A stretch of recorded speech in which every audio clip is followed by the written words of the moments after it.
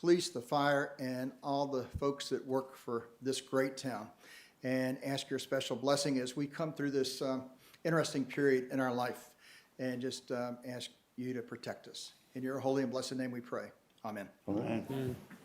I pledge allegiance to the flag of the United States of America and to the republic for which it stands, one nation, under God, indivisible, with liberty and justice for all. Thank you very much.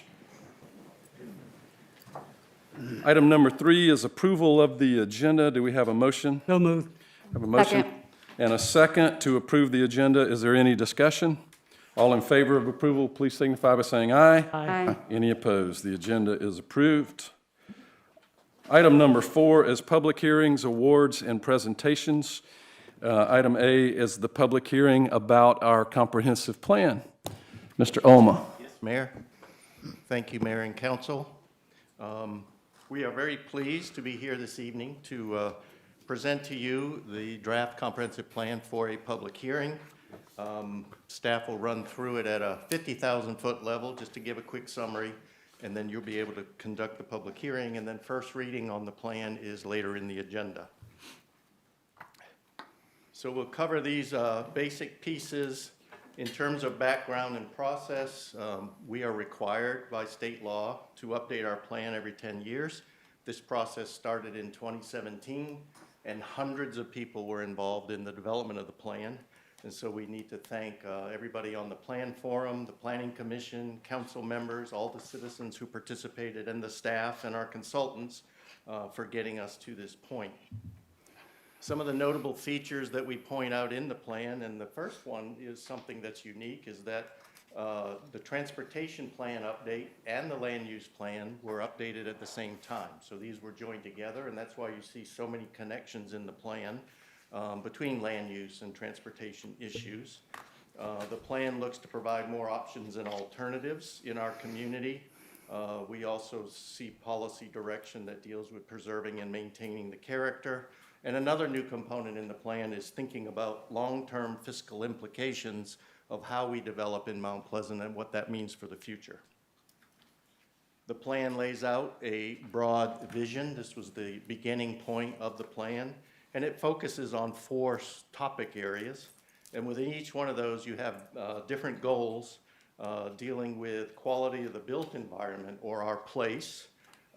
For instance, something important, balancing the rate of development with the provision of public infrastructure, providing a variety of housing types. Quality of life and the character of the community, recommendation, policy, goal direction include things like creating an interconnected system of open space and looking to continue to protect local historic communities.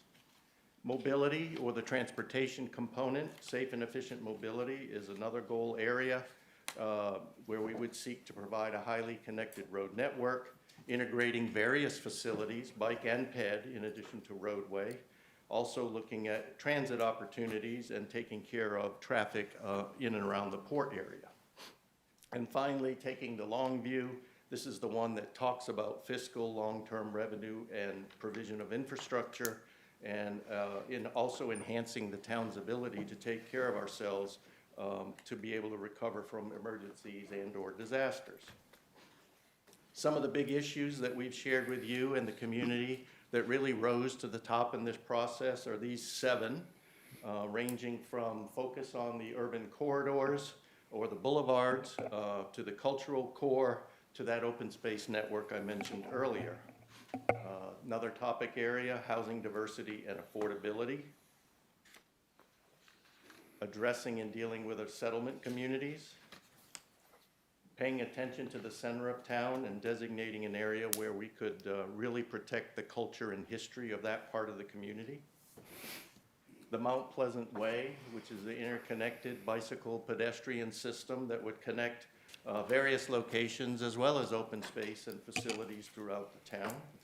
And again, financial health and resilience. The other big one, and it's something that you all have been focusing on recently, is taking us from, or moving from, kind of the linear urban corridor boulevard shape of future commercial and mixed-use development and moving it into what we've designated or called hubs and redevelopment centers. And those centers and hubs, as you've seen most recently in your discussions, break out into different scales, those at the neighborhood level, those at a community level, and those larger ones, those 4 or 5 designated as redevelopment centers. And for each of these, the plan lays out the purpose of those areas, how the access should be provided within, the typical types of non-residential land use and development you would expect, as well as residential, open space that would be associated with those, various development guidelines, and height guidelines, which you've most recently been talking about in conjunction with another item on tonight's agenda. The plan also looks at town-wide networks and systems. So for instance, there are policy direction that deal with our community facilities, or that green network of open space, or how we in the future deal with stormwater and sea level rise and those kinds of issues within Mount Pleasant. Diving further into another level within the plan, looking at the different areas of the community and sort of sorting out the character of those areas, the plan designates 8 district plans. And these range from the end that we're in here by the bridge, the Johnny Dodds district, all the way up to a rural protection district at the northern end of town, and still retaining that urban growth boundary that was in prior comprehensive plans. Transportation, how we're going to get around, focuses on a number of different policy recommendations, separated out into streets and roadways, where intersection improvements, widenings, and realignments are identified. And they're shown here as on a graphic scale, on a visual scale, and likewise the transit component, which seeks to improve our ability to provide transit service within our community.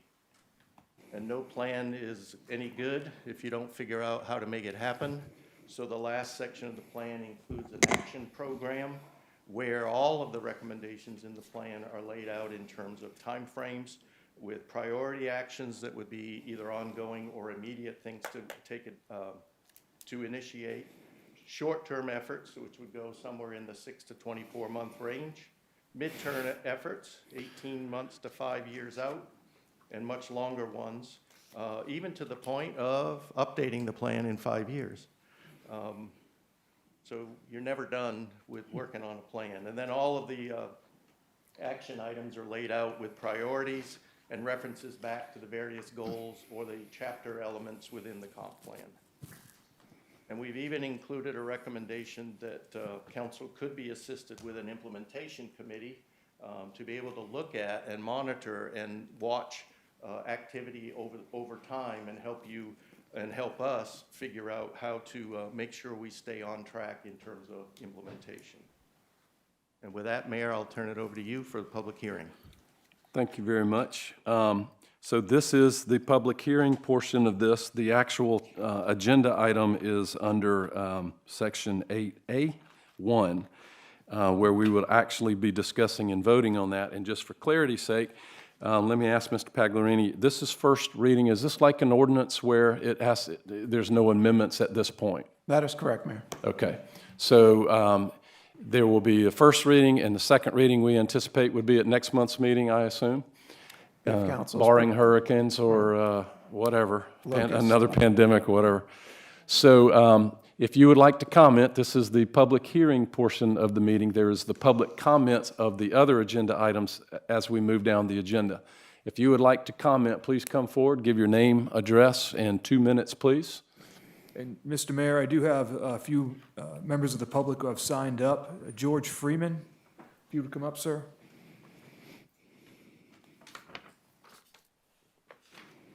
Good evening. This is one of those few occasions where I don't have that much to say. No. There's something about transportation that I would like to bring up in the future, but I won't bring it up tonight. The one thing I'll bring up tonight is that in the 6 Mile community and 7 Mile community, our biggest concern is still this rezoning. And there's one little correction modification I would like to see in the recommendations under number 2. And I guess that's chapter 3 or part 3, page 39. And the second recommendation, it says, protect the integrity of settlement communities by limiting further encroachment and deterioration of the original development patterns and ensuring any redevelopment is as compatible with community, as compatible as possible with community standards. Considering the fact that we keep getting rezoning requests in the 6 Mile community, it would be better suited if it stated redevelopment is compatible with community standards instead of as possible. The as possible is still fudging. If we're gonna lock in protecting this community, we need to lock it in and try and stop leaving these openings for developments. That's all I have to say. Thank you. Thank you. Nicholas Christ.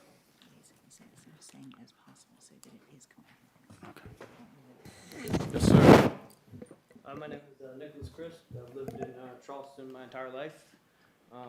Been active in the fitness community since I was a little kid. And I'd like to talk about the area underneath the Ravenel Bridge.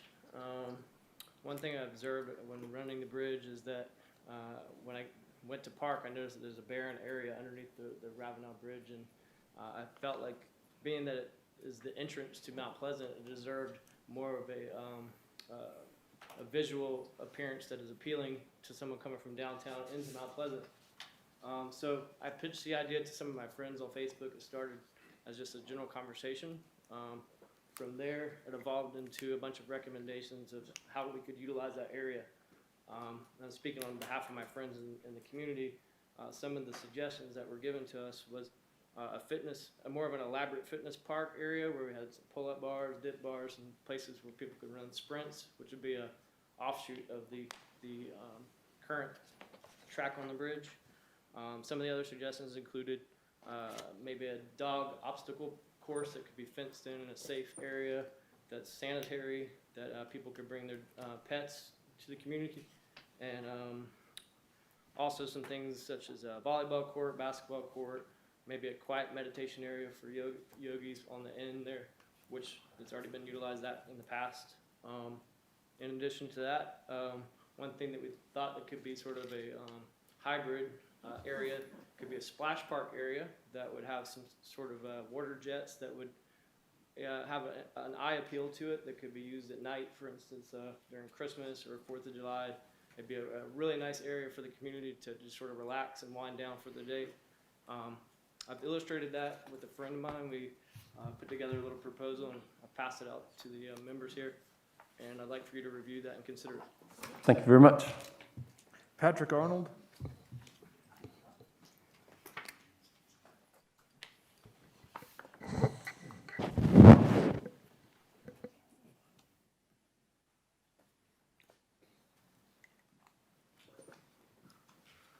Good evening, Hey. Mayor and council members.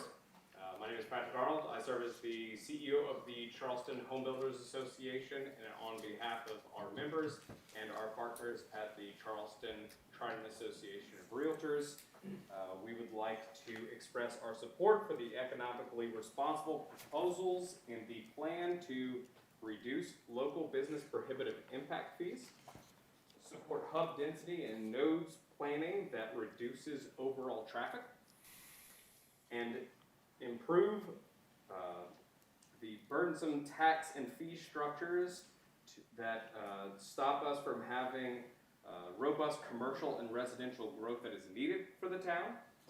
We hope and stress that these do not remain just plans, but become policies to prevent dire tax problems our organizations have warned for several years. I would also like to say on behalf of just the Home Builders Association, in terms of the settlement communities, we cannot stress enough the importance to respect the private property rights of those communities and their interests above all. Thank you very much for your efforts and everything you are doing in crafting these master plans, because they truly are the roadmaps for what we could do and best help our citizens. Thank you. Thank you. Next. That's all I have, sir. That's all that signed up. Yes, sir. Is there anyone that would like to speak? This is the comprehensive plan, public hearing portion. Is there anyone who would like to speak? Last call. All right. I am required to hit the gavel and say this public hearing is ended. Chief, give me just a second. Let me get the comp plan out of the way. Sorry.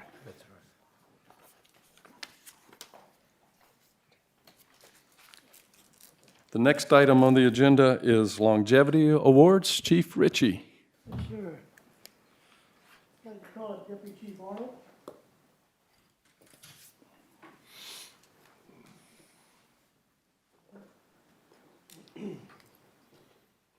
It's an honor to celebrate Deputy Chief Arnold's 25 years of service with the town and the police department.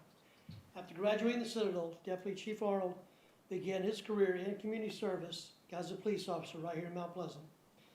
During his 25 years with the town, Deputy Chief Arnold has continued to seek knowledge and better himself through education, earning his master's degree, and completing the demanding courses of the Southern Police Institute's Administrative Officers Course.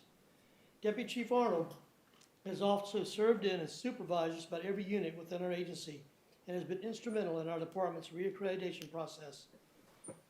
Prior to having a full-time emergency manager, Deputy Chief Arnold performed these duties for the entire town during many weather and high-profile community events. While many who reach their 25 years in law enforcement are looking toward retirement, he is not. Deputy Chief Arnold is focused on his continued service to the citizens of Mount Pleasant. The town is very fortunate to have a leader of his caliber, and I know he will continue to excel. Congratulations and thank you for 15 years.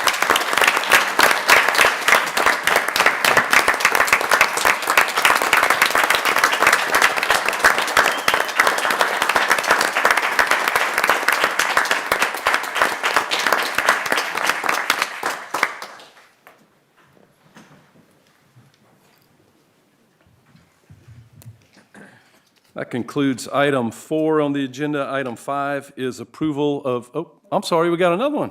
Hey, Jody, hard to miss you. How you doing? I'm all right about yourself. Would Ken Rye please come forward?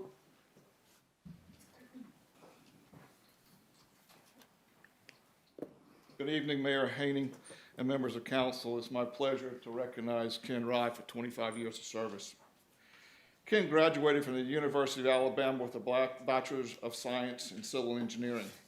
He then worked in the public and private sector before finding his home here at the town in August of 1995. Ken joined the Public Service Department as a field engineer and quickly assumed additional responsibility as the Public Service Safety Officer, a duty he still performs today. In 2006, he was promoted to his current position as town engineer. Ken and his staff has and will continue to oversee major public service projects throughout the town, and to name a few, the Old Village Drainage Project, the Sneed Farm Drainage Project, and the master plan for the public service building at our 6 Mile facility. Ken, as an employee, exemplifies the highest ethical practices: honesty, accountability, integrity, and respect, required to make any organization a success. He's been an outstanding employee and one I am truly grateful for. He has been recognized by the Chamber of Commerce and the East Cooper area business for his outstanding service to the community. Ken has received certification from the Emergency Management Institute through FEMA, reaffirming dedication to serve in time of crisis, as well as numerous certifications by OSHA. He has helped create our leadership training program, safety program, and is currently in the process of finalizing our first public service safety manual. I have worked with many employees over the years, and I can say that Ken is the top of the list of whom I consider the best. Ken, congratulations on your tenure recognition with the town of Mount Pleasant. Clearly reaching a milestone, very special occasion for you. It is also a very special occasion for us, since it's a testament of your loyalty to the town over the years. You are a valued member of our team, and your continued contributions are vital to the department to continue successful in meeting our mission, visions, and values. Our departmental achievements are made possible because of your individual efforts, as well as your efforts of your team members. Thank you for all that you do.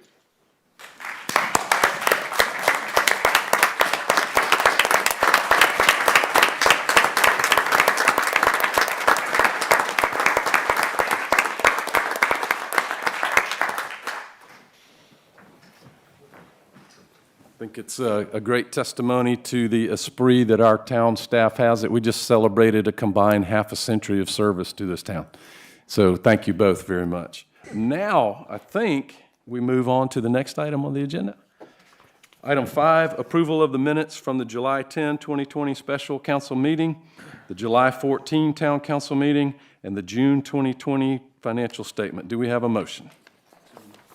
So moved. We have a motion to approve, and we have a second. Is there any discussion? All in favor of the motion to approve, please signify by saying aye. Aye. Any opposed? The minutes are approved. Item number 6 is public comment.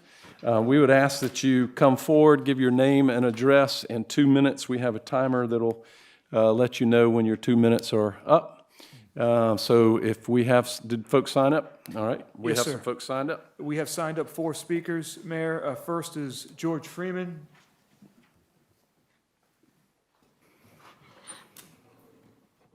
George Freeman, 1450 Bowman Road. I made sure I signed up first every time so I can get out here tonight. George, you can take your mask off if you want. I think we hear you a little bit better. Oh, you can't Or hear you me? don't trust us? No, I mean, you don't hear me? I I can speak louder. I can hear you. I can hear you. All right, go ahead. I Forget prefer to it. keep it on. Go ahead. I'm in the old age group. I'm taking all the safety All precautions I right. can. Go right ahead. I know this is supposed to be a comment, but I really have a question. I was at the planning committee meeting, and that rezoning came up for the 6 Mile community, and it was deferred. But I don't think I heard a time limit on it, and I'm trying to figure out, if a time limit isn't mentioned, is there still a time limit on that deferral, so that this thing is not out there where we have to worry about it for a whole year or something? Can I get an answer on that, or I have to call someone later? Mr. Mayor? Yes. If it pleases you and members of council, I can have Mr. Omar, our planning director, follow up with you tomorrow, George, if that's okay? That's fine. Make sure Thank you have very the much. information. That's all I need to know. Thank you. Sure will. Thank you. Jimmy Bagwell?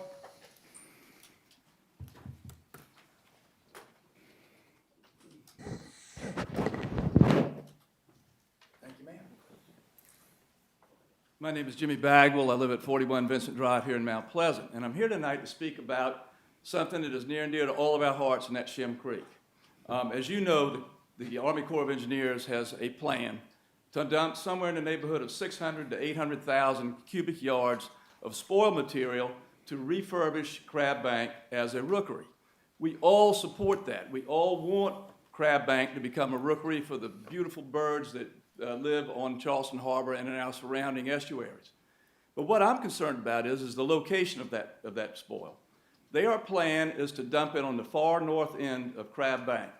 If you are a boater and you've been out there recently, you know that the area between Patriots Point and the north end of Crab Bank, as we call the Hog Island Channel, at low tide, you can almost walk from Patriots Point to Crab Bank now, and it has become a real problem. What we're concerned about is the economic viability of Shem Creek and the great attraction it is. As my friend Harry Gregory called it, it is the jewel of Mount Pleasant. And we need to protect it. Y'all have spent a lot of money, millions and millions of dollars to make Shem Creek such a wonderful attraction. People come from all over the world to walk those docks and to observe the beautiful nature that we have there. So what I would ask you to do is to look at it very hard. We need to work with the Corps of Engineers, and they need to work with us. We need to spend a little bit more money to find out exactly what the economic impact is of Shem Creek on the town of Mount Pleasant. And I think you'll find that it is probably far more than any of us even imagine. I have the great privilege of living on that creek, and I can tell you the number of people coming to it, the number of people enjoying it has grown dramatically over the last 5 to 6 years. And it is a jewel, it really is. It is a unique place. What a wonderful place we have right here in the middle of our town. So let's do all we can to work with the Corps of Engineers and to get our plan ready to show them why it is such a valuable place. The business people down there sent a petition up, 66 businesses and concerns down there. They're very concerned about that continuing to be a viable creek. So please take a hard look at that tonight, if you will. Thank you very much, Mr. Mayor and Council. Thank you. Clyde DeBrew?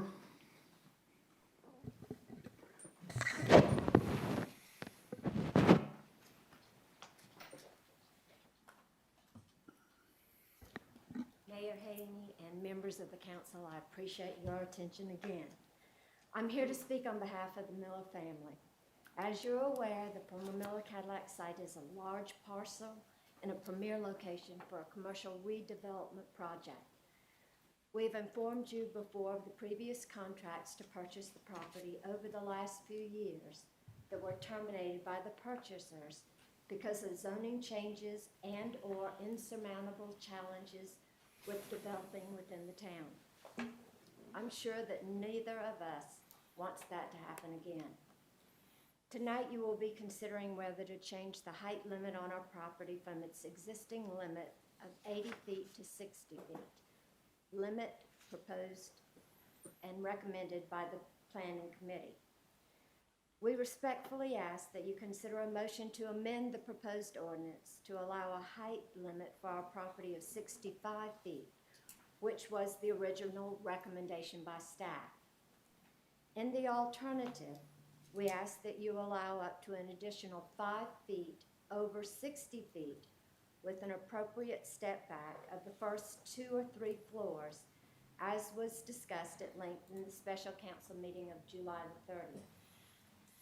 This additional 5 feet is a small adjustment, but it makes an enormous difference to the positive development potential of this property and our ability to attract a large business.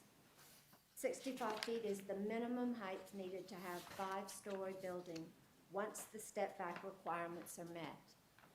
5 floors is critical to making the numbers work, given the high cost of redeveloping the property. Thank you for your consideration of our request that protects the property interest of our family, and we submit advances the economic development and the interest of the town as well. Thank you.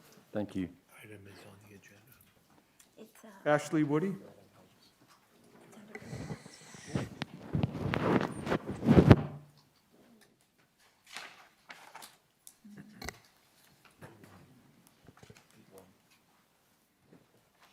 Good evening. My name is Ashley Woody. I live at 110 Friend Street. I've given you all a packet that has what I'm going to read and then some photographs that accompany it. So I'm just going to go ahead and start reading. I've lived in my home in the old village for 25 years and have seen many things change over time. Currently, there is a house under construction next door at 104 Friend Street. In 2007, a development project was started on property that abuts my property to the rear, specifically the house at 409 Royal Avenue. Over the Christmas break in 2008, while I was away with my family, the developer dug a footing for the not pre-approved driveway parapet that cut the roots off my oak tree within the tree protection zone. The driveway was approved after the fact. That's photo number 1. I swore that this would never happen again, as I have 3 other oaks. One is a grand live oak. When the house at 104 Friend Street, which is next door to mine, was sold and approval to demolish was given, I went to all the meetings, made it known to all parties that tree protection was required by town ordinance. I provided a survey plat to the architect from Clark Design Group.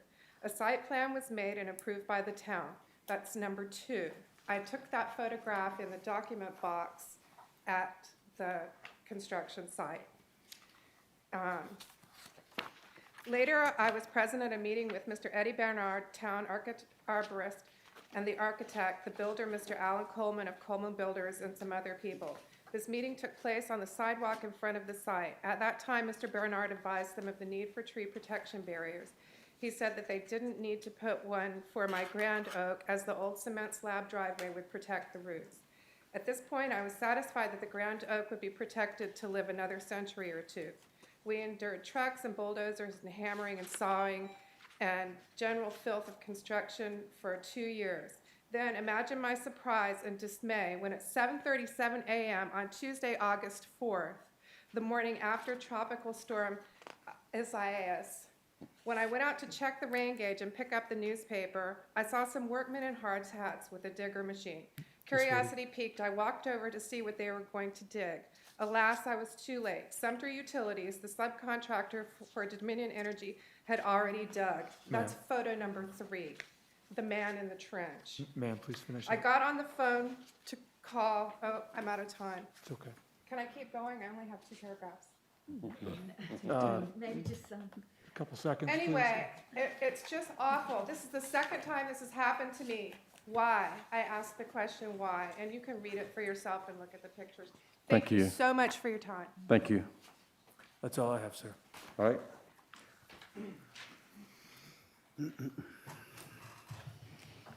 Is there anyone else who wanted to speak during public comments who maybe did not get a chance to sign up? All right, we will close that portion of the agenda. Item 7 would be consent agenda items. There are no consent agenda items. Item number 8 is planning, A, new business. If Mr. Olmo will come up, we will work through these.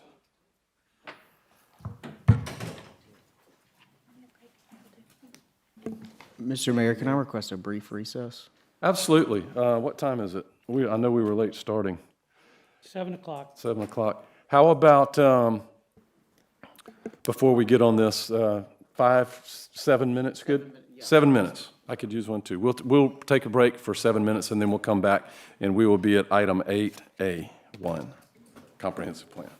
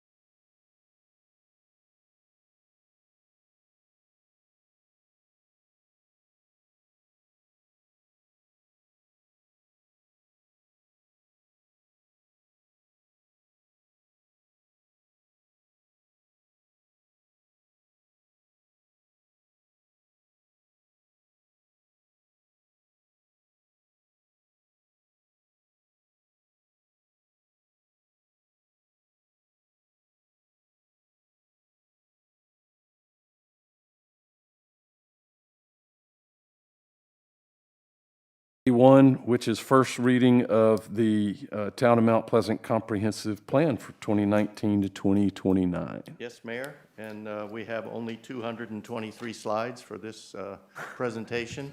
Marcy's over there just nervous as heck, wondering if I'm going to use them all. We won't make a presentation.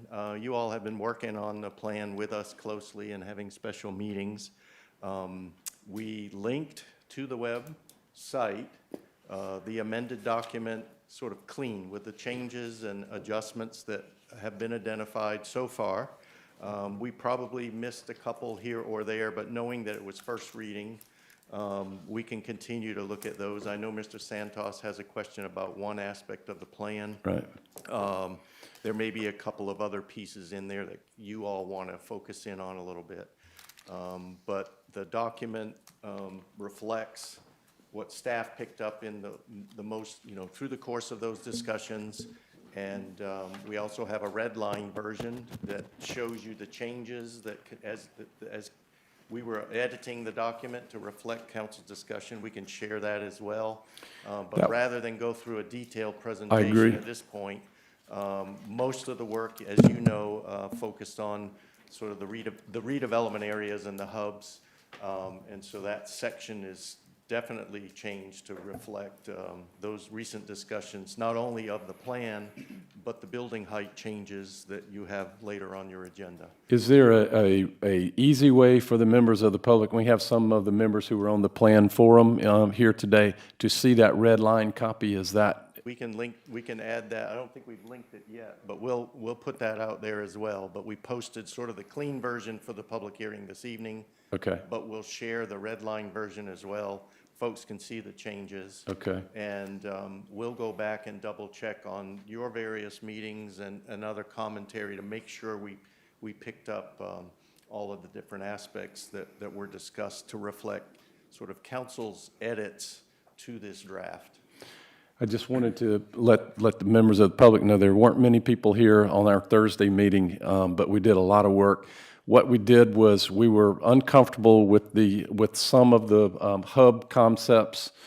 We directed staff to make some changes on that to reflect a consensus of this council, and that should be what's in the red line version. So that is the quickest way to see the changes that we made.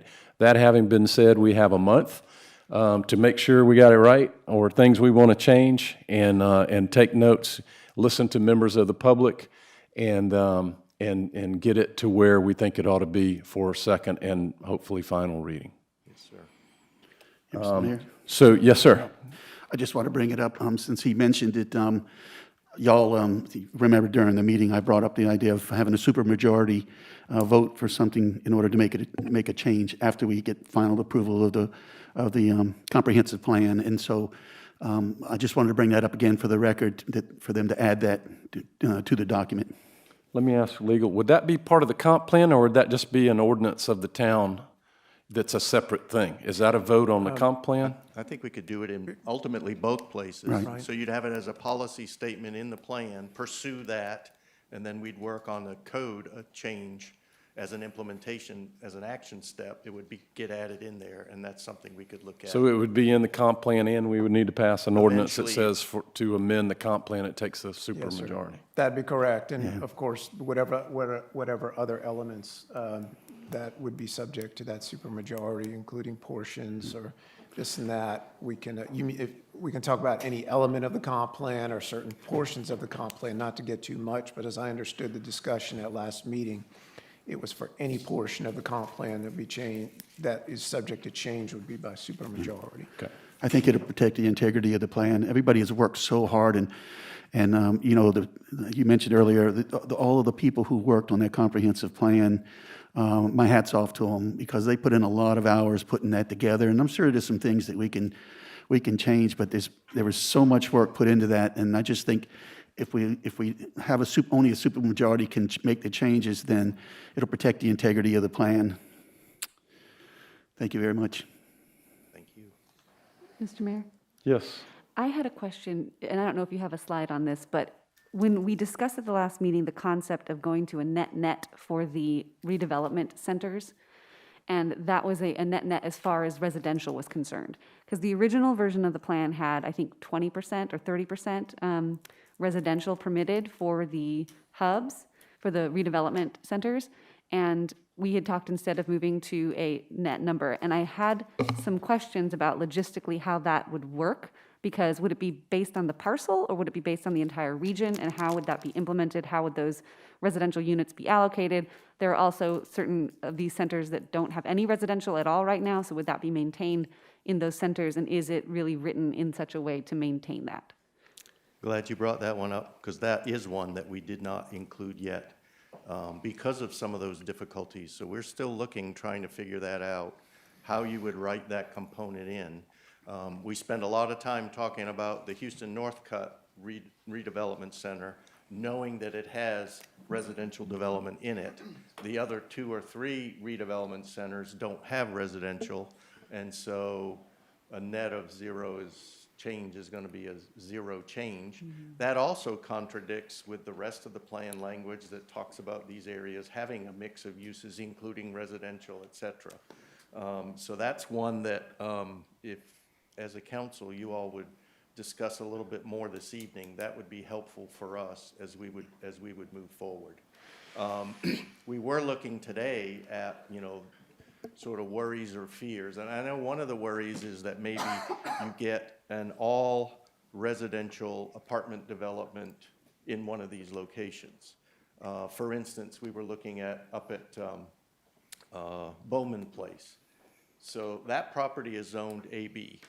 It's zoned commercial. It's in the overlay for the hospitality and hospital area at the northern end. As AB, residential is allowed, but it can only be done in a mixed-use building, and those residential units have to be further, above the first floor. And so depending on how we write that net, or even if we don't quite get it totally right at this point, I think some of the fears about the opportunity for somebody just to come in and do an apartment complex there, it doesn't exist, because it wouldn't be, as set out in the zoning code today, the opportunity just to do a standalone apartment complex doesn't exist. So it's a long way of getting around to, that's a component that we need a little more guidance on in terms of that concept, and is that something that you really want to pursue, and give us maybe some yellow lines or white lines on the side of the road for us to work within as we would move forward to next month. Okay, Mr. Rambo? Yeah, so I'm a big proponent of keeping our commercial areas commercial and not having residential. We don't need more residential. We have way too much residential as it is. So I think those are great questions, Ms. Whitley. And my opinion would be it should be tied to the parcel, the TMS number, and that's it. And so if you have an area, a large commercial area, the goal is not to, for me, is not to see first floor retail and 4 floors of apartments. I'd rather see first floor retail and 3 or 4 stories of office building, or whatever it may be within the allowable goal. I mean, could you imagine the Dick's Sporting Goods shopping center getting transformed into a boulevard? And I can't. That would be terrible. So again, I just feel very strongly that we need to keep the commercial and residential areas separate. So these would be things that we would be amending at the next reading. So we have committee day before then, so the planning committee could hammer the wording out and maybe bring this back, not to put it all on y'all, but y'all are a committee and you will be meeting, and there's a chance to get the language. Yeah, yes, and I would appreciate hearing from additional members of council as well to see whether, because one of the things that's a big part of the comp plan is housing diversity and affordable housing.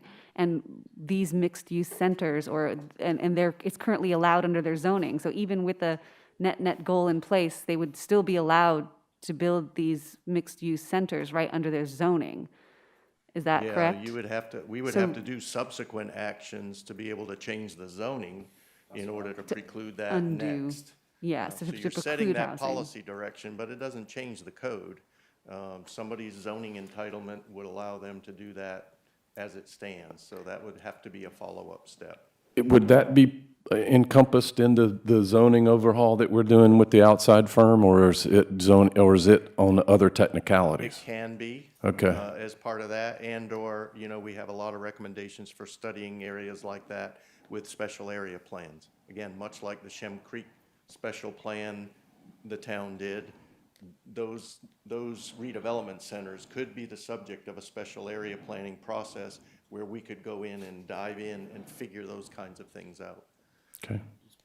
Can I Yes, just sir. follow up on that Sure. thought? I was planning on bringing this to Ms. Whitley and her planning committee very soon, because, for instance, like the Waterway Gateway District, I mean, it's got really silly mixed-use requirements that I don't think fit, you know, the goals of what I've heard from our council, and to me, this comp plan sets that direction, and then I think we can move rather quickly in getting some of this residential out of our commercial overlays. Is there any Yes. direction from other council members? Ms. Lanning? I was going to address a different issue, but I'll just say one thing about that. I wasn't sure how much detail we would go into tonight, so it sounds like we're going into a little more detail than I was thinking. But I think we just need to keep in mind there are places where, and a good example is some of the things right in the little heart there of Ion, where people have a store downstairs and then their home above. And I think that kind of residential kind of fits in with the concept of being able to live, work, play in the same general area. So if we could keep that in mind, because we don't want we're talking more about great big huge apartment buildings that we wouldn't necessarily want to see show up in a hub, but things like that work within the commercial scope seem to make a lot of sense. But my thing I really wanted to mention was on Mr. Freeman's comment. I took some time and went out and met with him in 6 Mile and got a little bit better associated with a little bit more clear on how their thoughts are on what's happened. And the big thing is this encroachment of high-density property right near them. And we have that comment in here where it clearly says, and ensuring any redevelopment is as compatible as possible with community standards. And in fact, Mr. O'Rourke was there as well. And we said we need teeth in this in order to make sure that we don't keep seeing things like that happen. So I think taking that rather loose language out would help that. And I don't know if there's other places that are like that, but instead, and just say is compatible, period, rather than as possible. Thank you. Anyone else? All right, do we have a motion? Move for approval, Mr. Chair, Mr. Mayor. Second. We have a motion and a second to move for approval for first reading of the ordinance to adopt the 2019-2029 comprehensive plan. Is there any discussion? I think we can do this with a voice vote. All in favor of the motion to approve, please signify by saying aye. Aye. Any opposed? The motion is approved unanimously. First reading, ordinance number 20015. It's taken a long time. Yes, that's big, that's big. Item number 2, Mr. Oma. Yes, Mayor, and those couple hundred slides are in here, so can we jump across, Martine? You could show us 70 or 80, I mean, since you brought them anyway. It'll take a while. I'll move to deny on item number 2. Second. We have a motion to deny item number 2, and we have a second. We are in discussion. Any discussion? Just to explain to council why we would deny, this is a very sort of random plot that only has contiguity on the back end, and it would cost the town more to provide services to this when everything around it is in the county, and there's no easy access to the property. So it's only connected through the back lot line to Carolina Park. So we determined that as a planning committee, it was a 1-3 vote that it should not be annexed in to the town at this time. Right. And Mayor, if I could also Yes, you may. add, the last time this was before us, we were told that there was going to be a plan, that development in the county and in the agreement, in the development agreement, then it would come into the town. But the answer to when that's going to happen, nobody knows. And so from an access standpoint for the town services, it's really bad, really bad. So if they came together, maybe something could happen, and it would just follow some of the other annexations there. But until that happens, we're best leaving it alone. All right, we have a motion to deny. Any further discussion? Mr. Rambo? I don't know, I guess I'm just unclear. I mean, one of my goals is to fill in donut holes. And while this particular parcel may seem like, it's out of the way and it's remote or whatever, well, that's kind of the pattern that happens. It takes one property owner, and then hopefully more and more start to annex in, and then 10 years from now, we've annexed half of this whole area, and then we're filling in those donut holes. So I mean, I don't know, I see the short-term toughness in servicing this parcel, but to me, in the long run, we should be filling in the donut holes. And if they're going to develop something, they're going to develop it in the county. We're going to get all the traffic. We're going to get all of that. We're going to get no impact fees. We're going to get no tax revenue. I don't know. I'm for it. Let me ask you, is this property serviced by water or sewer at this point? I don't believe so, no. I don't think it is. Just my impression. That I think we would know. No, we're getting everybody saying no, it's not. Okay. So it's not developable right now. The subdivision Mr. Chapman mentioned just to the west of that, they would be bringing utilities in with that particular development, but this piece is not at this point. But correct me if I'm wrong. The requirements for sewer, only require somebody to apply for annexation. So once we deny somebody an annexation, they've met the requirements, and now they can go get sewer, and they're going to develop whatever they want anyway, and we get nothing. I mean, I don't know. I understand. I don't think there's sewer infrastructure that they could get to, is what I'm saying. They're years away from having sewer infrastructure there, to my knowledge. They're backing up to this subdivision here. Could be wrong. They're backing up to that subdivision, and I'm sure they got water and sewer there in Mount Pleasant, right, Jeff? Yeah. So yeah, it's right there. Dunes West. I don't know the capability, though, to run, extend in easements and be able to actually make connections or what it takes. Ms. Lanning? I'm sorry that I didn't get to observe this at the Planning Committee, but I am wondering the same thing. If it's contiguous with Carolina Park, even though it's not contiguous around the bottom and right and left of it, I don't know why we wouldn't want to start the process of annexing in. I guess I'm trying to understand this is just a raw piece of land right now, correct? Yes. The owner is interested in putting a residence on the property. Right. I'll be glad to try to answer that. Okay, thank you. If you haven't been out there, it's scary to get to it. Number one, it's dirt roads going into it right now. When this initially came to the Planning Committee, I was thinking kind of along the same lines as Mr. Rambo, because I think we need to get rid of some of these donut holes. But right now, this is more than just a donut hole. This is a whole segment of land that is not within the town, and there's nothing that has access to it that's within the town. And that's why I was trying to find out about the subdivision that would eventually be contiguous to it to allow this property to access through that subdivision to get out to Canyon.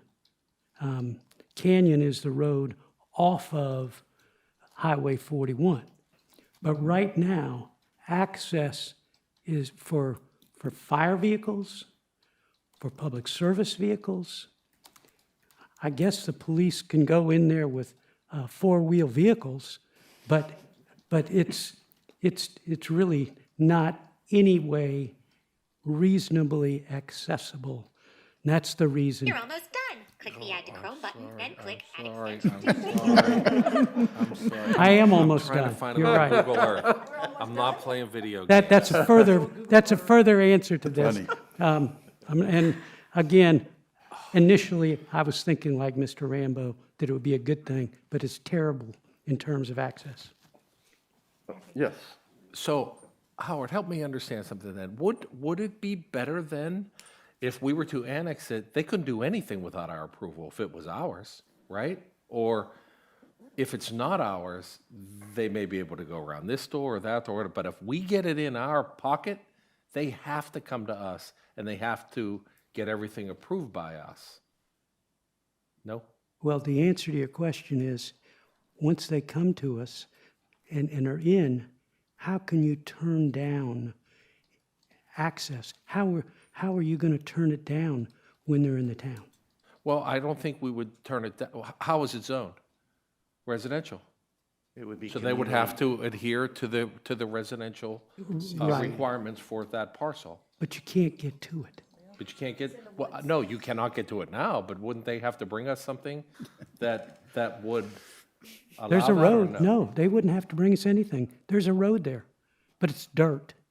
They would have to build a road, and I don't think a single-family residence is going to do all of the construction necessary to get in there. It's a good idea if we get it with the other subdivision. It's not a good idea if we don't. Kind of one other follow-up on that same thought, though. So once again, if they have to come to the town for anything permitting, any kind of road requests, anything that they do, then again, isn't it going to be likely that this is going to just be the beginning of other properties that will annex in? I mean, we don't have any way of knowing if we deny this now that anybody comes back to us for many years. And we are trying to we're trying to incorporate all the property that's contiguous within the town. So I guess what I'm trying to figure out is what is it there's a big expense? What's the big expense? Directing that to me, Ms. Landing. It's providing service. I mean, the trouble is, and you see it on council, it's almost a coin flip type situation, because typically we always annex. We always annex because you want fairness in taxation, you want continuity of services. Sometimes we do it for strategic reasons, like Bulls Bay, where it makes a lot of sense. And it does make sense to bring properties into the town. The location here is a driving factor to not annex, if you were so bent that way. There are dozens of properties out there that are located in the county. And so it could take literally decades, if not maybe longer, for all those properties to come in. So in that time, the town is stuck servicing a very difficult piece of property to get to. And that includes all the services that you know about that would have to be provided by the county or provided by the individual landowner privately, such as trash pickup. Eric, if we annex this, do we have to give them garbage pickup? Yes. So one of our trucks has to find its way out there and pick up garbage going all the way out there for one trash can? That's right, sir. For one house that's probably not valued at that level at which they are paying more than in services they're receiving? Yes, sir. Okay. I know what I'm doing. Mount Pleasant used to be dirt roads. I mean, this is how development occurs. I mean, this is how we bring people in and we improve properties. And I don't know. I mean, it just seems wrong to deny these people wanting to come into the town who are within the town boundaries. Like, it just seems morally wrong.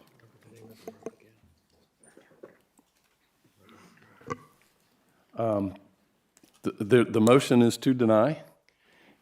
I think we're ready to vote. I guess we need to do a roll call. Hold on just a second, please.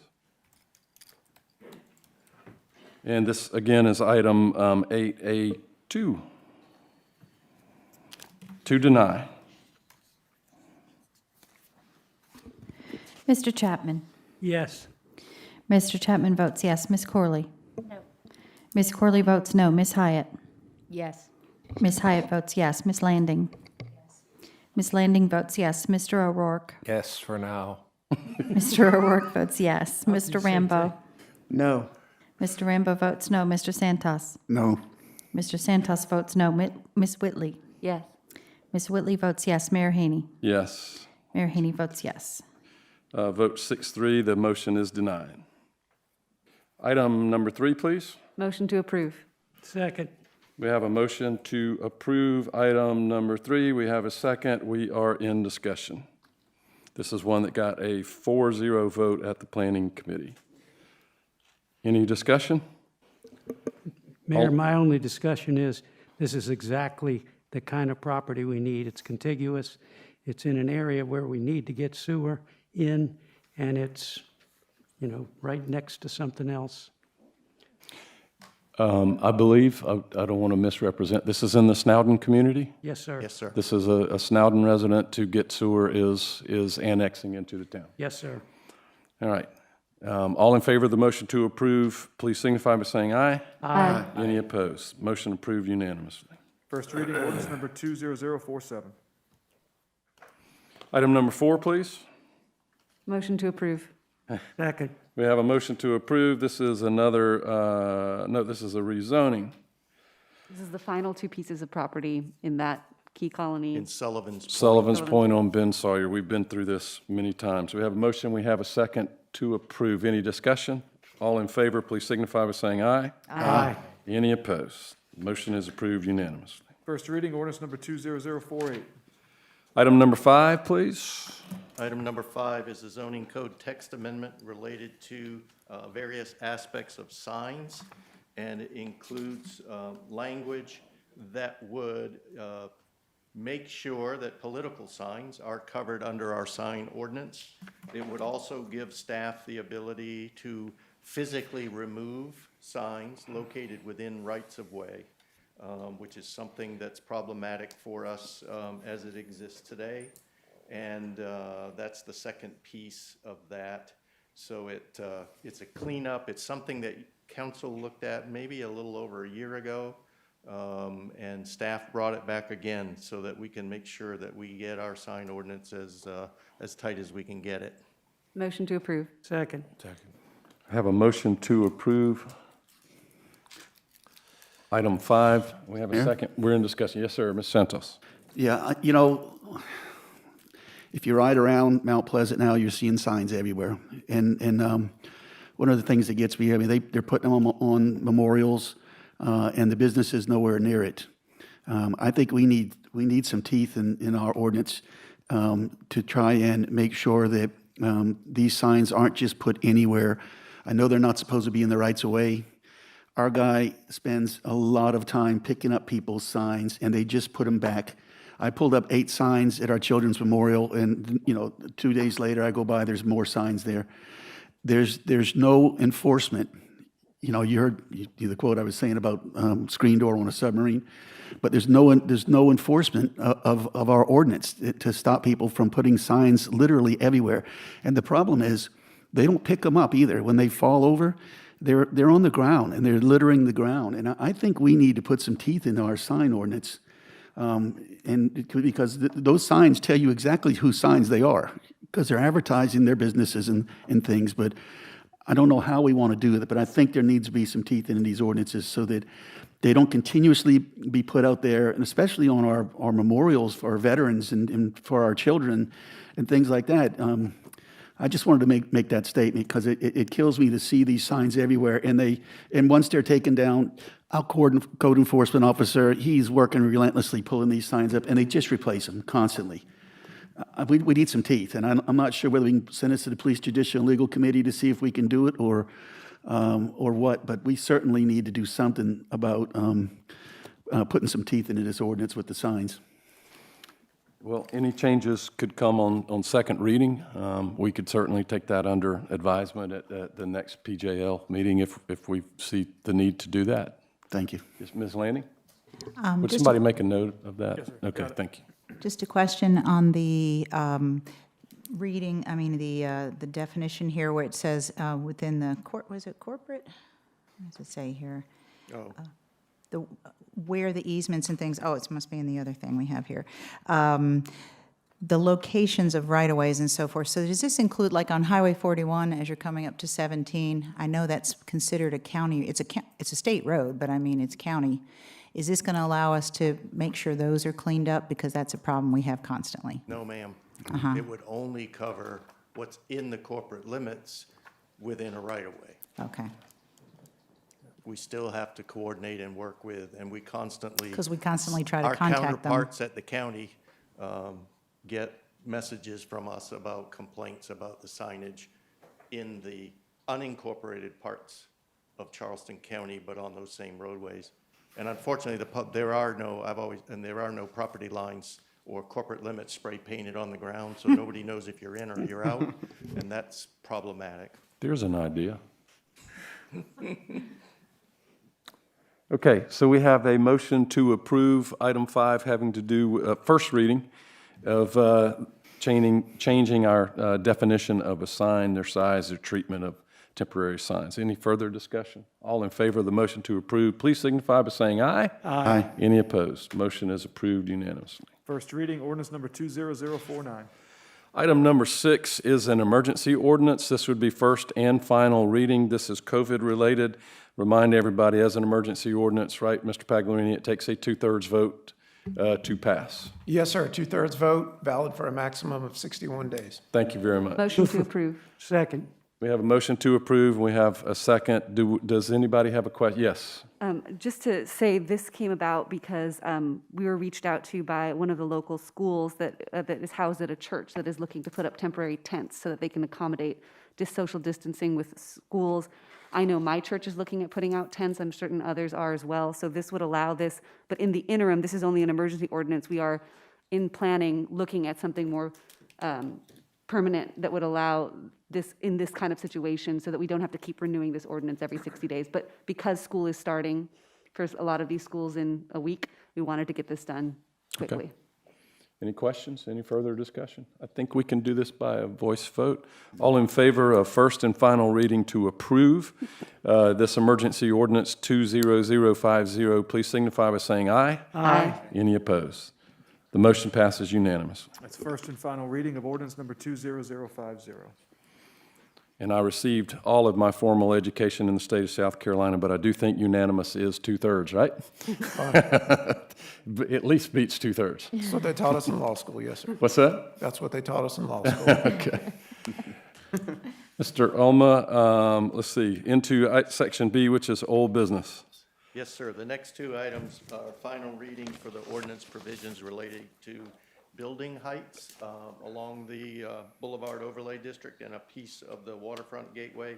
So item 1 is the text, and item 2 deals with the map that we've been looking at. So you have two components, and this is the final version of the ordinance map, the supplement that identifies the various height designations moving from the bridge end up, and then certain note requirements or limits dealing with limiting the height adjacent to residential development outside the perimeter of this shaded area, and also saying that in the gray box, any step back, any building beyond 3 stories in height, which is fronting on a street within 50 feet of a public street, any additional floors get stepped back 20 feet.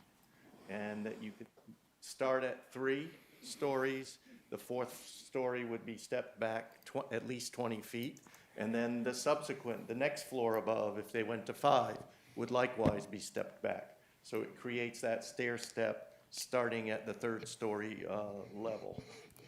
And as you know, you've been through numerous options on here, but this is what came out of your discussion on July the 30th. Okay. What we would need is a motion, and then we could take amendments, and then we can vote on the amendments, and then we can vote on the final motion as amended. Correct? Yes, sir. I'll move for approval. Second. We have a motion and we have a second. Is there any discussion? Mrs. Whitley? I would like to make an amendment regarding the step back provision of the 20 feet to be more of a ratio, because the increase in height of an additional story, or but maybe it would be better for the visuals or the angles, instead of it being at least 20 feet, if it could be a ratio. We had talked about that at the meeting. I think Ms. Hyatt and I had talked about that. Is that correct? Yeah. Can you explain that a little bit more for So people that like me? if it is going, so if we do this 20 feet back, you could seriously end up with like a wedding cake sort of structure. But if you have it as and each of these stories may be a different height, like some may be 12 feet, some may be 15 feet, but this step back is 20 feet. And if the goal is to prevent this sort of encroachment sense of a corridor, by having it be a ratio of the height, this distance be a ratio of this height, you could keep that angle such that the shadows aren't kind of coming down. And it would also enable buildings to maybe go up 2 stories in one shot. But they would have to be distanced further back if they're going to go up 2 stories, rather than have to have the pure single-story wedding design. So it gives more flexibility to builders. What you're saying conceptually, but I'm wondering how you write that down. Step back at a Specific ratios. I mean, I get it, but I think it's going to be hard to I don't know, maybe not. I think the point, and we've had this discussion, is to get the wedding cake effect, not a boot. We could have, if it's just 20 feet, you do that, and then your boot could go up to your 70 feet or what. With the wedding cake, we actually have more than one tier, and I think it would be beautiful architecture. It would be each floor would then need to be set back 20 feet. So that, I mean, if a typical floor is 10 feet or so, it goes back 10, it goes up, I mean, it goes back 20. It goes back twice as much as the height goes up. So 2 to And the 1. next 2 to one 1. will do the 2 to same 1. thing. 2 to 1 ratio. So is what that's we a 2 to discussed. 1 ratio that could be defined. It's just a matter of, I mean, So otherwise, it'd be a 1-to-1 ratio if somebody went 20 feet back and built a 20-foot floor, which is probably pretty unlikely at a higher level. Right. So Jeff, if we were talking earlier, we were hearing the family talk about a 5-story building. If you had a 5-story building, you would have what you have right on the street. 3. And then you'd go up once, and then you'd go up, and I think that would be a very attractive building. And I think it would make 65 feet a palatable number, because you're not talking about a 65-foot monolith behind a 20-foot setback. Right. And I think that in my mind, and when I first heard the 65 feet proposal on that, I thought it sounded decent if you've got a true wedding cake. If you've got a boot, it might look funny. You got a little story here, and then you got 4 going straight up. But it would be a ratio, so that it would have to be pushed back further. Yes, but you get there, especially if you have a large tract. You get there, and I've used this before. Case in point, you don't realize how tall Charleston Place in downtown is because of the way it's stepped back. And when you're away, you go, that's a fairly tall building, but you don't feel it when you're on the street. It does not close in on you. Yes, ma'am. Ms. Lanning, you have the floor. Yeah, so from 2 things. One is just to piggyback on what you just said, Mayor. I definitely think the idea of allowing, at least in that area, from what I understand, I know Councilman Chapman went around and talked to a lot of business owners to see what their true needs were and what would be palatable and still accomplish the goal of limiting that walled-in feeling that we all would like to avoid. And so I think the fact that someone, the Miller family has come to us about the 65, if it has the setback, I think that's one amendment I'd like to see us make. And in that same vein, I just want to say, I take that, I'm not an architect, I'm not a design building person whatsoever, and I feel like we might be micromanaging a little too much if we start saying it has to be this way or this way, unless that's the right way to word it. But what we have is just basically you have to have a setback of so many feet seems like the right way to say it. And I want to make one point. I don't know that we can single out one property and say this one gets 65 feet. We need some wording, right? We can't say we like this one property, we like the family, we want to give them 65, but nobody else. So we need to figure out how, I'm not saying you were saying that. What I'm saying is if we want to get there on tracks like that, we need the right wording so that we're not, being unfair. Yes, ma'am. Or the map, Mayor. The Miller Cadillac property is in the upper triangle on that 60-foot zone. Okay. So if you said north of Johnny Dodds, if you made that 65, or made the whole blue area that's now 60, 65, you'd have map, you could designate on the map, and then the step back provisions would be applicable anywhere. So you wouldn't have to do a special step back for one parcel. It would be universal, however you choose to define it. Within the blue area or the entire area? The step The back is 61? The step back is applicable to everywhere. Right. If you wanted to adjust and go to 65, you have to decide, do you want to do a 65-foot bubble, if you will, just north of Johnny Dodds, or some Right. other map designation? But let me get back. We did have a motion about the ratio. Yeah, Ms. Hyatt had something to say. Well, I Did, was- wait a sec, did we get the second? I'll second. Okay. Now, so we're talking about the ratio language. I think we agree we want the wedding cake look. We're just trying to get the right language. And then we'll come back and look at the Can we actual. please repeat what the actual amendment is? Like, what does that amendment say? The motion is to amend the step back provision on the building heights map to be a ratio of 2 to 1 rather than 20 feet per story. 2 feet back for every 1 foot in additional height. Okay, so that's the motion. We have a second. We're in discussion on that. We are not discussing the actual color codes on the map just yet. All right, Ms. Hyatt. I was just going to say, now that we have this motion, that it's what we discussed in our committee meeting, and I think there was a reference to the Peach Orchard piece. They're doing a 2 to 1 Yeah, that- ratio.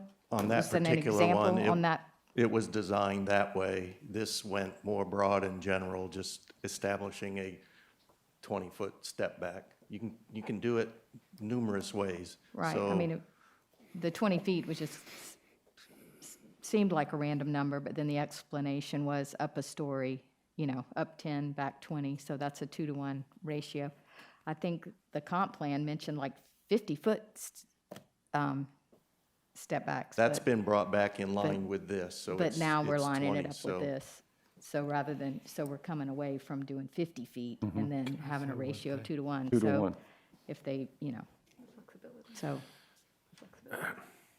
Yes, sir, Ms. Santos. Yeah, just, I just want, for the public's information, this is measured to the eaves.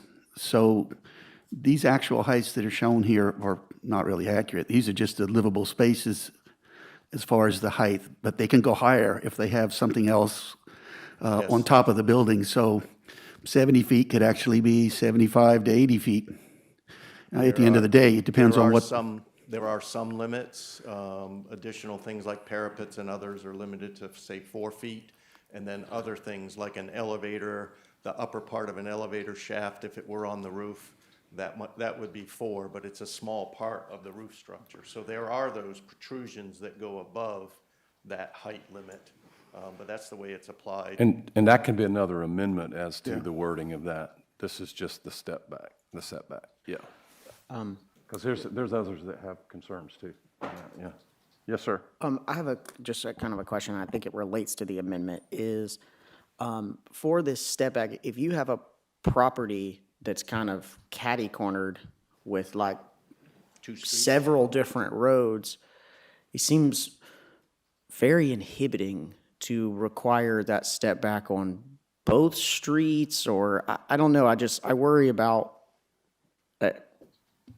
I don't know, and what defines it, like, is it any street, like just a little teeny alley would also qualify, versus like, are we really just talking about major thoroughfares? Talking about public streets, so it could So be so whatever so the even a scale. tiny little side street would still take this requirement? Like We were thinking less internally to the site, like an access drives or whatever, more designated public streets. So you're right. like a named public road. On a corner lot, you have this step back hitting you in 2 directions.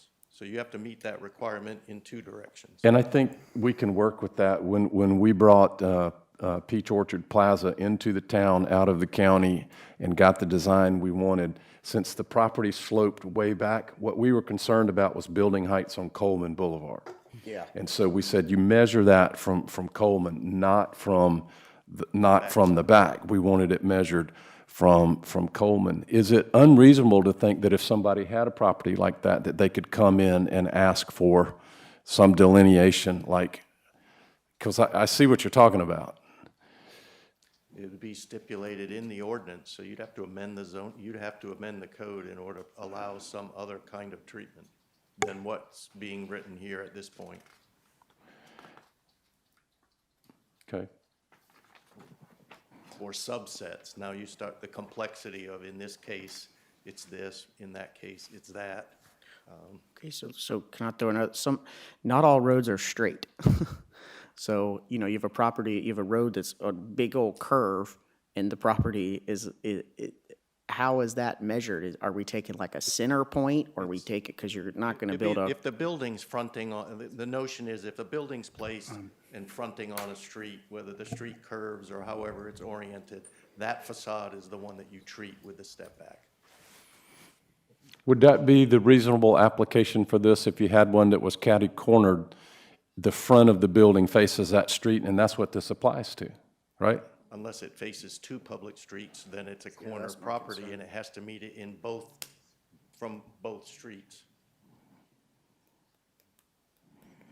For instance, the new bank on the corner that used to be whatever, fast food restaurant. Hardee's. Facing one street, Houston Northcutt, Johnny Dodds. If you were building your 5-story building there or 4, you would be meeting that step back from Johnny Dodds and from Houston Northcutt. And from the frontage. It's Yeah, in literally that have case, streets on probably. all 4 sides. But it has to meet this placement setbacks for that anyway, right? For all of them anyway. So I'm not sure that. Welcome to our world. Anyway, the amendment before us is for this to be done by a 2-to-1 ratio rather than just a 20-foot setback. Fixed setback, right. All right. So when we vote, we will be voting on the amendment. Is there any other discussion? All right. All in favor of the amendment as stated, please signify by saying aye. Aye. Aye. Any opposed? No. That's one. Okay. The motion passes 8-to-1.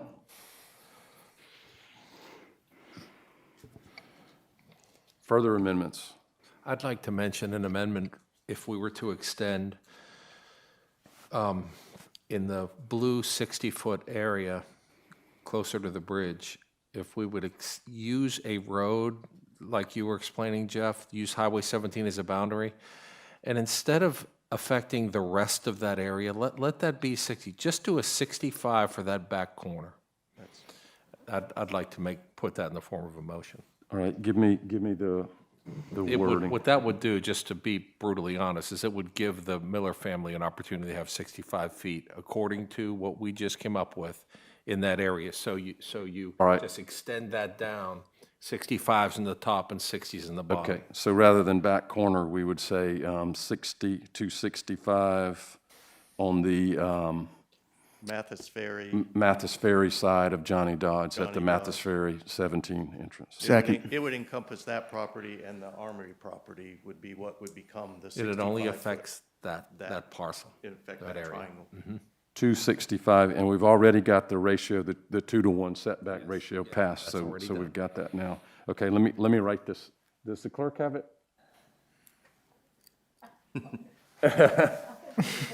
North of Johnny Dodds, in what is currently the 60-foot sector, the north portion would get 65. And just let me ask Mr. Pagliarini, are we hurting ourselves? Are we being fair by doing this?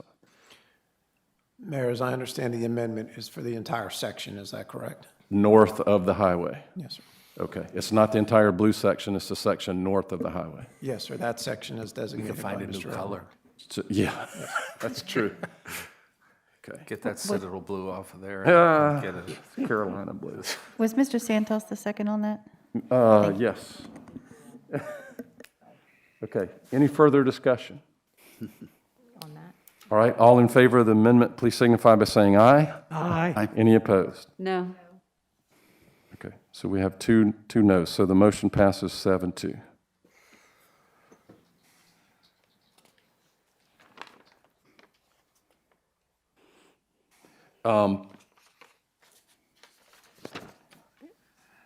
Any other motions?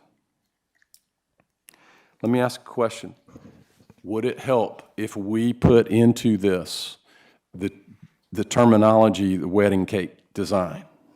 We have had that discussion. You said it's used in the profession. Doesn't hurt, Mayor. We could parenthetically step That would- back, whatever, quote unquote. Okay. That kind of design. Again, above a third floor. Okay. All right. Ms. Hyatt? Well, With my When- rooftop garden, Mayor? well, this is showing ordinance 20014, but we're discussing 20013 as well, like the language of The text. 20013, the text So the text is one ordinance. The map exhibit is the other. is the other. But we're talking about both right now at the same Yes. time? I mean, Okay. we're looking at them together. Okay. I had questions about the text with setbacks, and it might be something we should just bring to committee again, because it's not addressing the heights exactly, but there are situations where it talks about setbacks being 22, 30 feet. So I wonder, how are we going to define that exactly? There's some things in here. 3 stories, maybe on the frontage road, and the secondary streets maybe going to 2 stories to start out with. So there's language like that in the ordinance. I wondered if we should address at There committee. are 2 different treatments. So generally in town, you have a building setback, not a step back, but a setback Setback. from the edge of the right-of-way or the property line. In the boulevard, in the corridor, there is a build-to line, which is that 20 to 30 feet, with the idea being that you pull a building closer to the street and create that activity zone along the street frontage. So, I mean, it's a different way of getting it, rather than allowing somebody to push a building, it's a minimum setback. So if your minimum setback is 20 feet, but I want to do a building that's 60 feet back, it's pushed away, it's not tied closely to the street activity. Those provisions with the build-to line ensure that buildings are placed closer to the street to achieve another objective. So Right. it works. That's what you see on Coleman, for instance, the activity and the development that's there is responding to that build-to line rather than a setback and moving buildings away and having parking in the front of the building, et cetera. So it's a purposeful approach to achieve that kind of objective. So how do we define whether it's going to be 20 or 30 when it says a range of 20 It to gets 30? decided through the design process. Okay. Through They're given DRB, leeway. looking and the applicants, and it'll vary when they come through. But that's been in play for years. Is, Yes, sir. Are you through, Ms. Hyatt? No, you have the floor. Yeah. I So you just don't wanna ask have a about that. motion right now? Not right now. No, I Okay. was Mr. wondering Rambo. about that. is that build-to line, is that required on, like within this overlay, is that build-to line required on every single street? No. So is there a way we can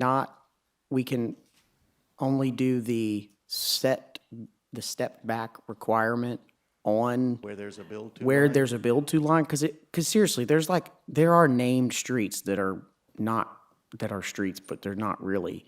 And it just seems silly. I don't know.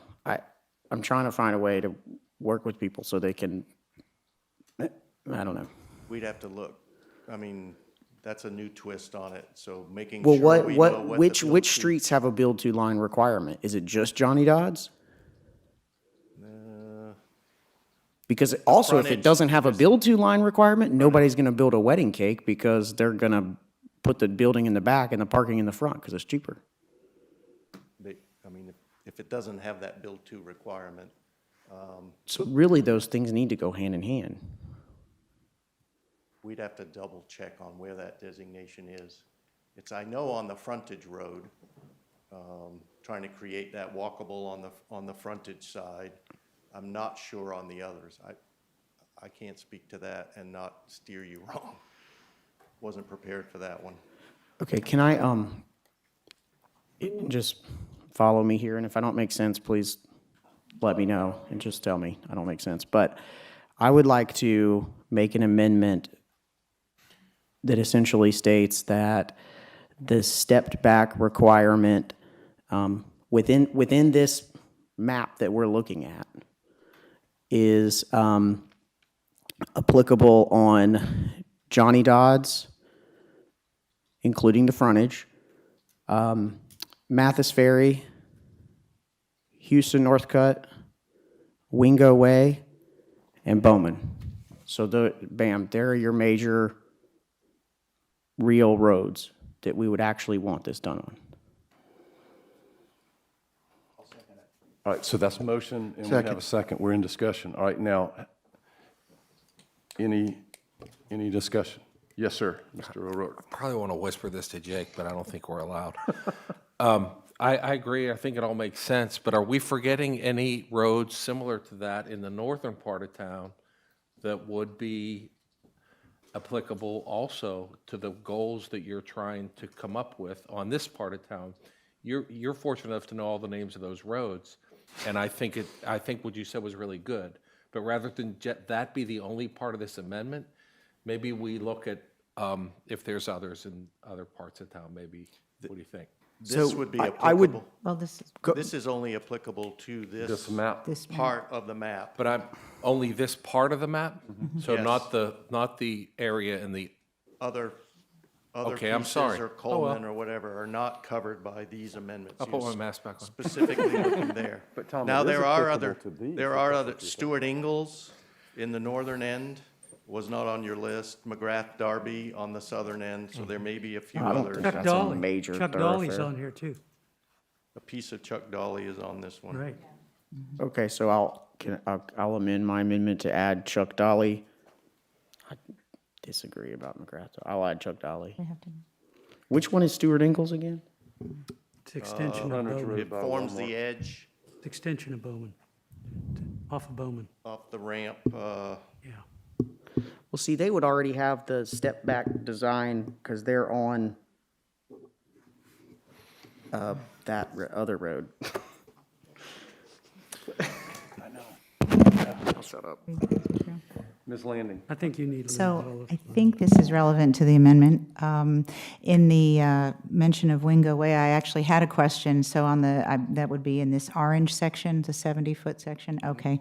So are we looking, this, it's just a little tricky, it's probably because the color is covering up some of the streets. I can clearly see where Johnny Dodds is. Are we looking at that this covers over both sides of Wingo? Are we including the tides here? Yes. And the tides is on the northern part of, and that must be Wingo Way, that little, It's that, Okay. Wingo forms that northern boundary above the numbers 70, okay. and then it continues. You can see it. Okay, so my question is, because a lot of that is already built out, I know one of the original concerns was there were places that weren't, and they didn't want them to be 80 feet, but do we have anything in here that is currently taller than this, and that if for whatever reason it gets redone or torn down or replaced, that it wouldn't be able to? Those tides buildings go in the 74 to 78. I was going to say, I thought they were foot closer to range 80. Okay, so they're probably 75 or so. or above. So we're going to put something in place that doesn't allow them to rebuild if they have major damage in a storm or something? We're looking at non-conformity provisions separately, so That's a separate you'll provision. be able to consider those kinds of things for all non-conforming situations as that moves forward. So one of my concerns, after a lot of thought and a lot of listening to folks about this, I have come around on the idea that that what we're trying to do here is avoid everything looking walled in, and we don't want that. But I'm feeling like we are really micromanaging here.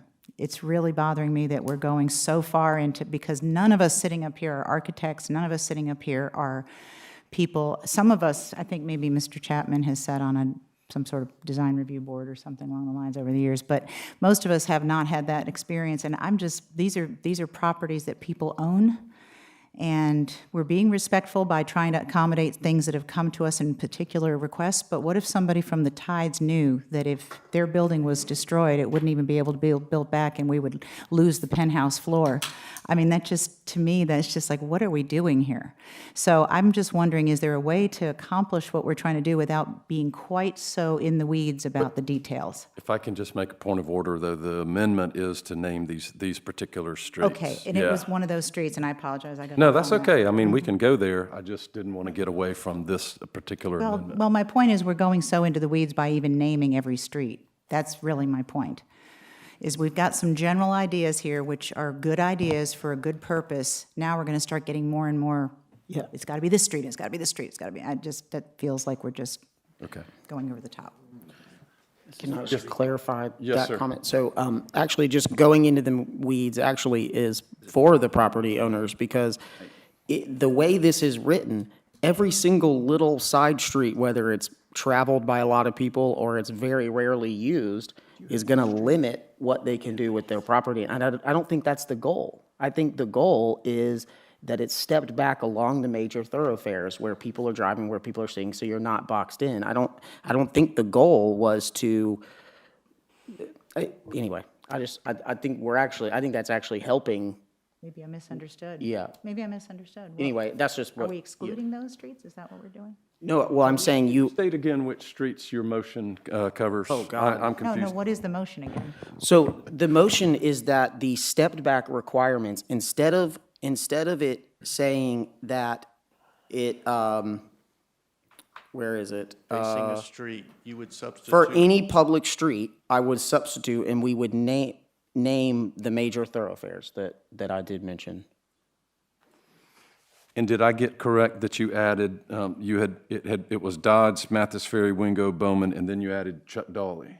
Yes, And sir. Stuart Ingles. Okay. That's And correct. Stuart Ingles, you I added? did not Well, hear Stuart, Stuart Ingles. the properties along Stuart Ingles are already along Chuck Dolly, and they're very skinny properties. You can't really, again, you can't box them in on both sides. They can't do anything.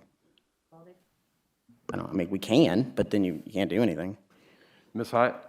I mean, Stuart Ingles has development on both sides, sorry. Mayor, I'm just sorry, Mr. Rambo, I think restated the motion. Mr. Santos, you were the second on that amendment. Is that your understanding and your second? Okay. Okay, thank you. Okay. Yeah, I think Stuart Ingles should be, that's where those hotels are, and their businesses on both sides, apartments and things. And our first reading of this map was lower, all over. And when we went to committee, we started realizing if we were going to have these step backs, that maybe we could concede to more height. So if we start naming roads where we're not going to require these step backs, then that changes the reason for us raising the heights everywhere from our original. Couldn't someone aggregate properties and say, mine doesn't face Johnny Dodge, mine doesn't face Mathis Ferry, mine faces one of these smaller roads in there? Yeah, I mean, the whole point of us going ahead and agreeing to higher than what we originally voted on was to have these, because these step backs would be included. So if we start eliminating them from certain areas. I'll then- amend, she makes good points, so I'll amend to add Stuart Ingles. Those are good points. If Mr. Santos is also okay with that. I'll amend my second. All right. So now the list is Johnny Dodge, Mathis Ferry, Wingo Way, Bowman, Chuck Dolly, and Stuart Ingles. In Houston, What about- Northcutt. And Houston Northcutt. Thank you. We also, there's also Von Collins Road, where the senior center is. That's a question that I have. When you get into the Yeah. hospital district up there, you're not on any of those roads. Right, this is, Mathis Ferry is a major, I don't know. But the address is, Maybe that's my misunderstanding. I just don't think we're trying to require it on every single little side street. It just seems silly. may I, Adam? yes, ma'am. We took away the idea, the concept of lot size was something we were looking at, and I don't know if for Mr. Rambo, that, going back to that point might help with what he's trying to remedy, like on smaller pieces. if it's something to be considered on smaller lots, not to have to do a step back. But we had moved away from that discussion previously.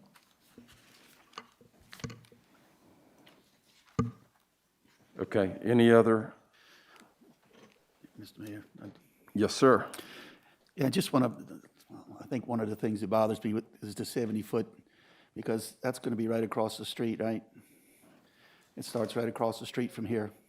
And I'm just trying to picture 70-foot building, you know, across the street from here. It's going to be across the street from the neighborhoods over in Bayview.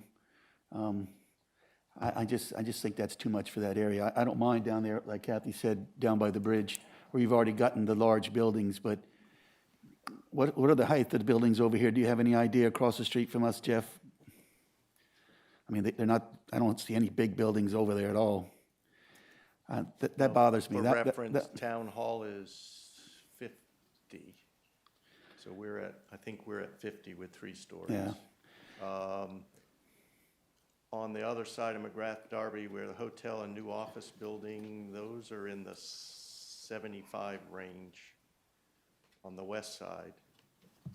Yeah, that's New what I'm office saying. Nobody That side sees those. that's over there, those larger buildings, I don't have an issue because they're already there.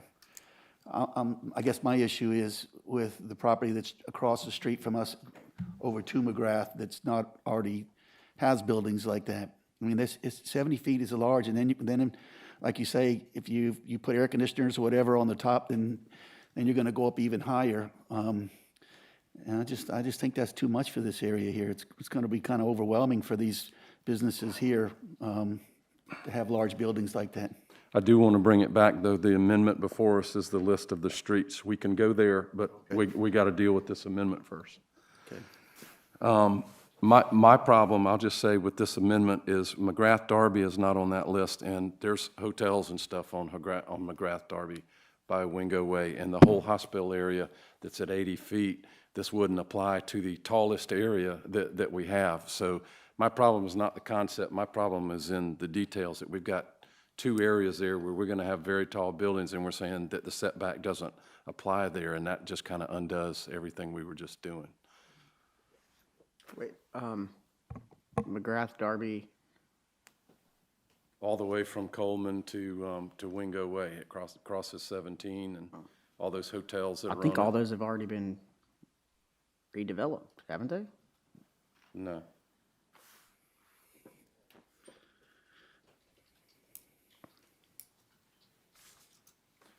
All right, so are we ready to vote on the amendment? Okay, a yes vote is for the streets that says that the setback map area is applicable only to Johnny Dodge, Mathis Ferry, Wingo, Bowman, Chuck Dolly, Stuart Ingalls, and Houston Northcutt. All in favor of the amendment, please say, oh, I'm sorry, you can be recognized, yes. I thought you just got done saying, now you're saying that it is applicable? I thought that. It's not in the amendment. So if the street is named in the amendment, we're saying that they're excluded from the setback, or we're saying they're included in the No, setback? those are the ones that have to follow the step back.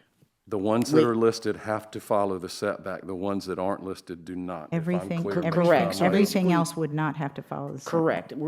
And again, my goal is saying the major thoroughfares where people, that they follow the step back. All right, I think we need to vote. A yes vote is to approve that list, that it applies to those streets. All in favor of the amendment, please signify by saying aye. Aye. Aye. Can I see hands real quick? 1, 2, 3. All opposed? Aye. Okay, so the motion fails. 6-3.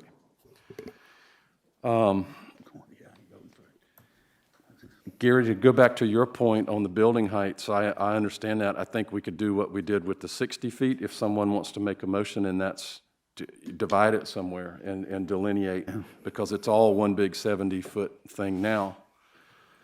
Yeah, I'll be happy to make a motion that we divide it from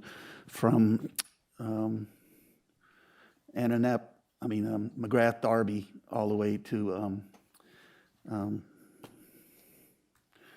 trying to think, now we drew a blank. It'd be to right outside. McGrath to Mathis, or McGrath to Wingo to Houston, Northcutt, Right, in the gold. in the Gold gold. area now. Yeah, let's see, Side of Johnny Dodds? so Houston, Northcutt, Johnny Dodds. to this side of Johnny Only Dodds. this side, okay, so it wouldn't go to Mathis Ferry. Does that cover it, Gary? Yeah, I'm trying to think, I'm trying to think about going all the way over to Wingo Way with it. I mean, you can still, that area on the left will still be able to go to 70 feet. Is that McGrath Darby, if you see the bottom of the 7? Yes. Is that McGrath Darby Yes. right there? Yes. Yes. Yes. And I it just want goes- to make sure. It goes all the way up, and so that to the right would be 60 feet. And then to the left of that, since you've already got buildings in that area there that are tall, like the Holiday Inn or places like that, they can build back, to 70 feet. So 60 to the right, 70 to the left of McGrath Darby? Right. Mhm. Is that a motion? Yes, sir. Is there a second? Second. We have a motion and a second. 70 to the left. And this is McGrath Darby. Yes, sir. Sorry. And Mr. Santos, I was just gonna say, so there's like the Hilton Garden Inn is in the area that you're lowering, which is already at 70. Most of that area is developed at that height already. Seems like it would, excuse me, it seems to me like it would make more sense, and again, you don't have to do this, but it seems to me like it would make more sense if it was from this side of Johnny Dodds, and we left the Wingo Way area more like it is on this map at 70, because you already did this parcel at 65, and you have that kind of step down look as you're coming down off the bridge into, more of the main part of town. I don't know if you're open to that, but if not, that's okay too. You're saying going from McGrath Darby just to what? Make it on this side of Johnny Dodds. It just amended on this side of Johnny Dodds instead of the other side. Like the town hall side of Johnny Dodds, which is still most of that chunk. But I'm just saying, a lot of properties right there are already developed at 70, 75, even 80. Exactly, yeah, I would agree with that. Well, hang on, let the person who made the amendment. I'm just trying to think about it for a second. Okay, 'cause I know- I'll go to somebody else if you want to think. You've got some businesses there that are still lower. You got the restaurant that's right there that's lower on the corner. It's out of business now, I think, but. There's a great restaurant on the corner. With a nice tiered setback, too. That's right. But I'm just trying to think about the buildings that are there, because I don't want to penalize anybody, absolutely. I'll do it on this side of the Johnny Dodds Inn and leave the rest of it to 70. McGrath Darby south of Johnny Dodds. All right. Who made the second, Ms. Hyatt? I'll second it. Okay, so Ms. you will James. amend your second, the amended amendment motion. I have a question. Yes, you have the floor, and then Ms. Lanning. Okay. Would it, since we're doing north of Johnny Dodds to 65, would it work to do north 65 where you tried to go to 60? So that north piece is all 65? You're talking about I the don't- 60 right next to the Yeah, 70? how tall are the buildings there right now? We have, it might take a minute, we have reference maps that, I didn't know if that helped Mr. Santos with what he was trying to accomplish. If the north side was 65 and then the south was 60. it'll come on. Oh, there it is. Well, the reason that it was going up to 65 is because of the heights of the other buildings, I think. Right. Well, you were going to do 70, don't- but I wondered if 65. I don't have the earlier aerials Would that work. showed all the different buildings. Okay. that You was keep just a showing question. us Jeff's rooftop bar there. I think you've got an ulterior motive here. Conflict of interest. Okay, so where do we, I'll go Ms. Lanning first and then Mr. Santos, all right? Okay, I'm just going to try to clarify again. So inside that 70-foot that we're talking about changing now, amending, don't we have things like the Staybridge Suites, the relatively new hotel, is right there? And I'm pretty sure that's 70, on the or other more. That's on the other side. The other side of the Other street. side, so that would stay 70. Right. That's on Okay. the other side of McGrath Darby. And is this whole area that we're looking at here, is this where the, is it Harbor Woods? The whole apartment complex? Harbor Is Point in there. is in Harbor that- Point, sorry. It's in the center of that The block. 70. between McGrath, Darby, and Right. Houston, Northcutt, That's what I below the thought. number 70. Is there anything in there now that's 70 feet? No. Okay. So again, I'll just ask the question, is there anything that we would be changing that if something got destroyed, they wouldn't be able to? You said there's going to be some non-conforming. What will happen? We will have to deal with that one at a time, you said? Okay. So our general nonconformity provisions, they're following, and that's the kind of thing we could look at in sort of that nonconformity section of the code, not here. Mr. Mayor? Yes, ma'am. Ms. Whitley. We're currently in planning, looking from Mr. Rambo's suggestion at, the Planning Commission has already gone through the non-conforming code and is sent it to us with recommendations, and we're taking a deep look at that. So the goal is to ensure that when there's an act of nature, that people are able to rebuild what they had. So we're working towards that right now. Yeah. Yeah, Mr. Mayor, there's nothing in that area that I was talking about that is 70 feet now, Okay. after we mitigated the other, across the street. Okay. I'm just going to finish my thought. This All is, right. I'm going to do my very best not to say anything else about this. Go right ahead. I just want to say again, both for the record and because this is how, if I were a business owner who owned land here, who had bought it and hadn't figured out what to put there yet, and I'm listening to a bunch of people who are elected officials representing our town and representing our citizens who don't want a walled-in look, and that I definitely appreciate. But the idea that we go and look at least a little different, and what if somebody that didn't get to come tonight, didn't send somebody, but they really need, so if they come back later on and they say, I really need to be able to do 5 stories or whatever, are we gonna have any room for that, or are we gonna say, nope, you missed your chance because we've already done the heights?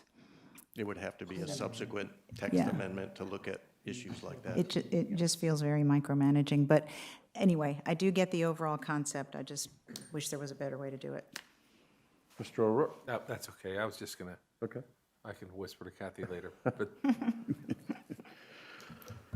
Here, you were saying 65, right? 65 or 60? What was the 70 motion? to 60 was the Christine? motion. 70 to 60. 70 to 70 to 70 to 60. 60. South of Johnny Dodds, between McGrath, Darby, and Houston, Northcutt. Yes, and north of Coleman. It was 60, It's a, right? it's That goes to 60 in this motion. Right. Yeah. Got Really, that, really, Dave? it's going to be more like 65 or so by the time you put the air conditioners or whatever they want to put on top of the roof. It's going to be higher than 60. Any other discussion before we vote? All right, I think everybody knows what the motion is. All in favor of the amendment, please signify by saying aye. Aye. Any opposed? No. Okay, so by 8-1, the amendment passes. All right, so we've got 1, 2, 3, 4. We've got, no, we voted on 4. We have 3 amendments to the, actually, we're not on the map, we're on the wording, right? The wording of the ordinance, we're on item 1. I think we're taking them together. Kind of getting Well, both. Mayor, I think the best thing to do is, once the amendments are done, assuming it's final reading, when you get to Go for 14, passage you can together. simply say, you can conform with the changes made in ordinance 2013. Got it. Thank you. All right. Any other amendments? All right, we do have to vote on item 1 first, though, as amended. Yes, sir. Okay, do we have a motion to approve final reading as amended? So moved. And as I said, there were 3 amendments and one failed. We Second. have a motion, we have a second. Any further discussion? Did we really get a list of how many non-conforming properties this creates? And I'm just curious. No. You did hear what she was talking about, that planning committee is doing. They are working on that so that people, For instance, if you owned the penthouse at the Tides and it burned down, we would have a non-conforming thing that allow, you're not going to be out of your home. We're still here. All those we've done was just. Yeah, but, so I watched some discussion at the planning commission about that, and it was interesting because it seemed like they were focusing on residential, buildings, and this is gonna create a whole lot of commercial buildings that are non-conforming. And I don't know, I mean, I feel like they have the property rights to rebuild if it gets whatever. We're looking at both. So non-conformity provisions that apply to both commercial and residential. Does it even distinguish between the two? I mean, a structure is a structure, right? There's been some discussion that residential has sort of preferential treatment over non-residential, and that non-residential, if they have non-conformities, it's not so much of an issue, but as a staff, we're suggesting that it ought to be a little more equitable. So where we are at this point is looking at any building regardless of whether it's residential or non-residential. Okay, thank you for that. I'm good. Okay. Are we ready to vote? Okay. All in favor of final reading of ordinance 20013 as amended, please signify by saying aye. Aye. Any opposed? Is that unanimous? Okay. So it passes unanimously. Final reading, ordinance number 20013. So do we have a motion for item 2 to conform with? So, Mayor, we'll just need a motion to approve and then an amendment to conform, to accept all the changes made to the text, which is 20013. Move to approve. Second. We have a motion to approve and a second. Move to amend to accept the changes done in item B1. Okay, is there a second? Second. All right, any discussion on the amendment? All in favor of the amendment, please signify by saying aye. Aye. Any opposed? The amendment passes. All in favor of final reading of the ordinance as amended, please signify by saying aye. Aye. Any opposed? The ordinance passes. Thank you very much. Final reading, ordinance number 20014.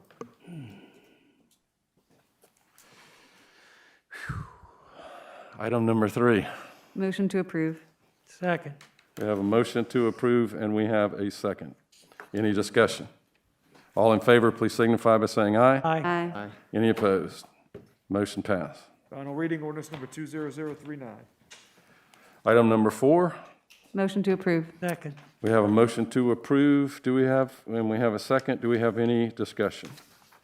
All in favor, please signify by saying aye. Aye. Any opposed? Motion passes unanimously. Final reading, ordinance number 20041.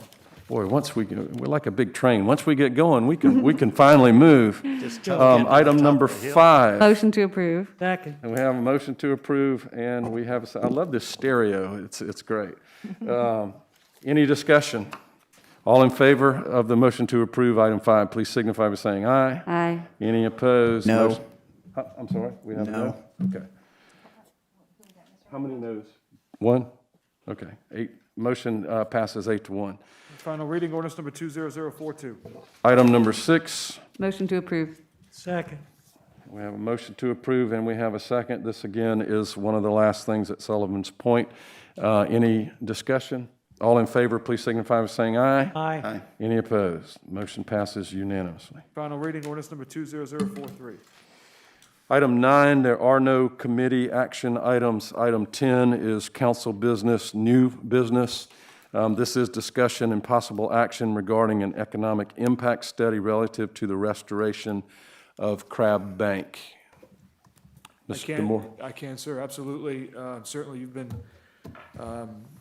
helping to spearhead really the town's position and defense against a project that people support, which is the renourishment of Crab Bank. But it does present, if not done properly, tremendous risk to the town and to the businesses, especially those around Shem Creek. Council acted some time back, and the town roughly spent $100,000 on modeling of what would happen when 800,000 cubic yards of material fell on Crab Bank for its renourishment and what it would do. And we learned if the placement isn't done properly, it could have disastrous effects on commercial fishing in particular, and it could be in less than 2 years that could happen. That could happen.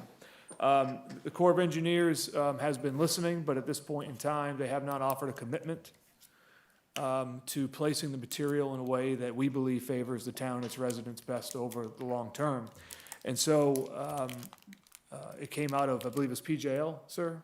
Yes, it was unanimous. The recommendation committee discussed it to move forward with an economic impact analysis, financial impact analysis on what would happen if indeed our modeling comes to fruition and the businesses and even those who use the area for recreation, if Shem Creek is damaged, perhaps permanently. And so I went ahead and to get ready for this meeting and to prepare for committee, I'd spoken to several entities that could do this, and just today, this morning, was able to speak with a professor at USC who has a history of being able to perform this work and actually did so for the Ports Authority. And you were wearing your tiger mask and he took your call. Wow. That's right. Okay. Yes, that's right. In any event, I expect a scope of services for this work next week. We don't have a cost for the project yet. What I'm asking for is an amount approved not to exceed $75,000. Hope we don't get to that amount, but that should be enough. And along the way, I'll be communicating with the mayor on progress and deliverables and things like that. But that's what's in front of you tonight for approval. Thank you Need very a much. motion, Mayor? Yes, we do. I move that we accept the administrator's recommendation to try to get the economic study done, economic impact study done relative to the restoration of Crab Bank. Second. We have a motion, we have a second. May I ask for clarification? You wanted a limit up to $75,000? Not to exceed, correct. Not to exceed. Would you put that in your motion? I'll include that in my motion. Okay. I'll Would you include it in my second. Okay, so we got that up to 75. We're in discussion. Mr. O'Rourke, yes. I know this will go nowhere, but I'll feel better saying it. When the last time we all voted for the study to be done, that was 8-1, I voted no. And we had a citizen stand up today to tell us how important Shem Creek was. We all know that. I believe that as much as Jimmy does. And we're gonna get a study that tells us how important this is. So that's $100,000 for the first study, $70 for this one, and it costs $200 to dredge that place. I think after everything's all done, this town is going to have to and should have periodic dredging of Shem Creek to ensure that we have a navigable channel like we should have. So I view this as one more study to wave in front of people that aren't going to listen again as our money just goes. Our money may be better spent for us to just get on a dredging cycle and keep that channel dredged as much as we can. So I just, like I said, I just feel better saying that, but. And just as a point, we can dredge the part of Shem Creek that is not the marked channel. We cannot dredge the federal channel. Only the Corps can do that. And this study is not about the tides and the sand. This is the economic impact. The first one was a tidal study in effect. So What's the right word for that? Ocean?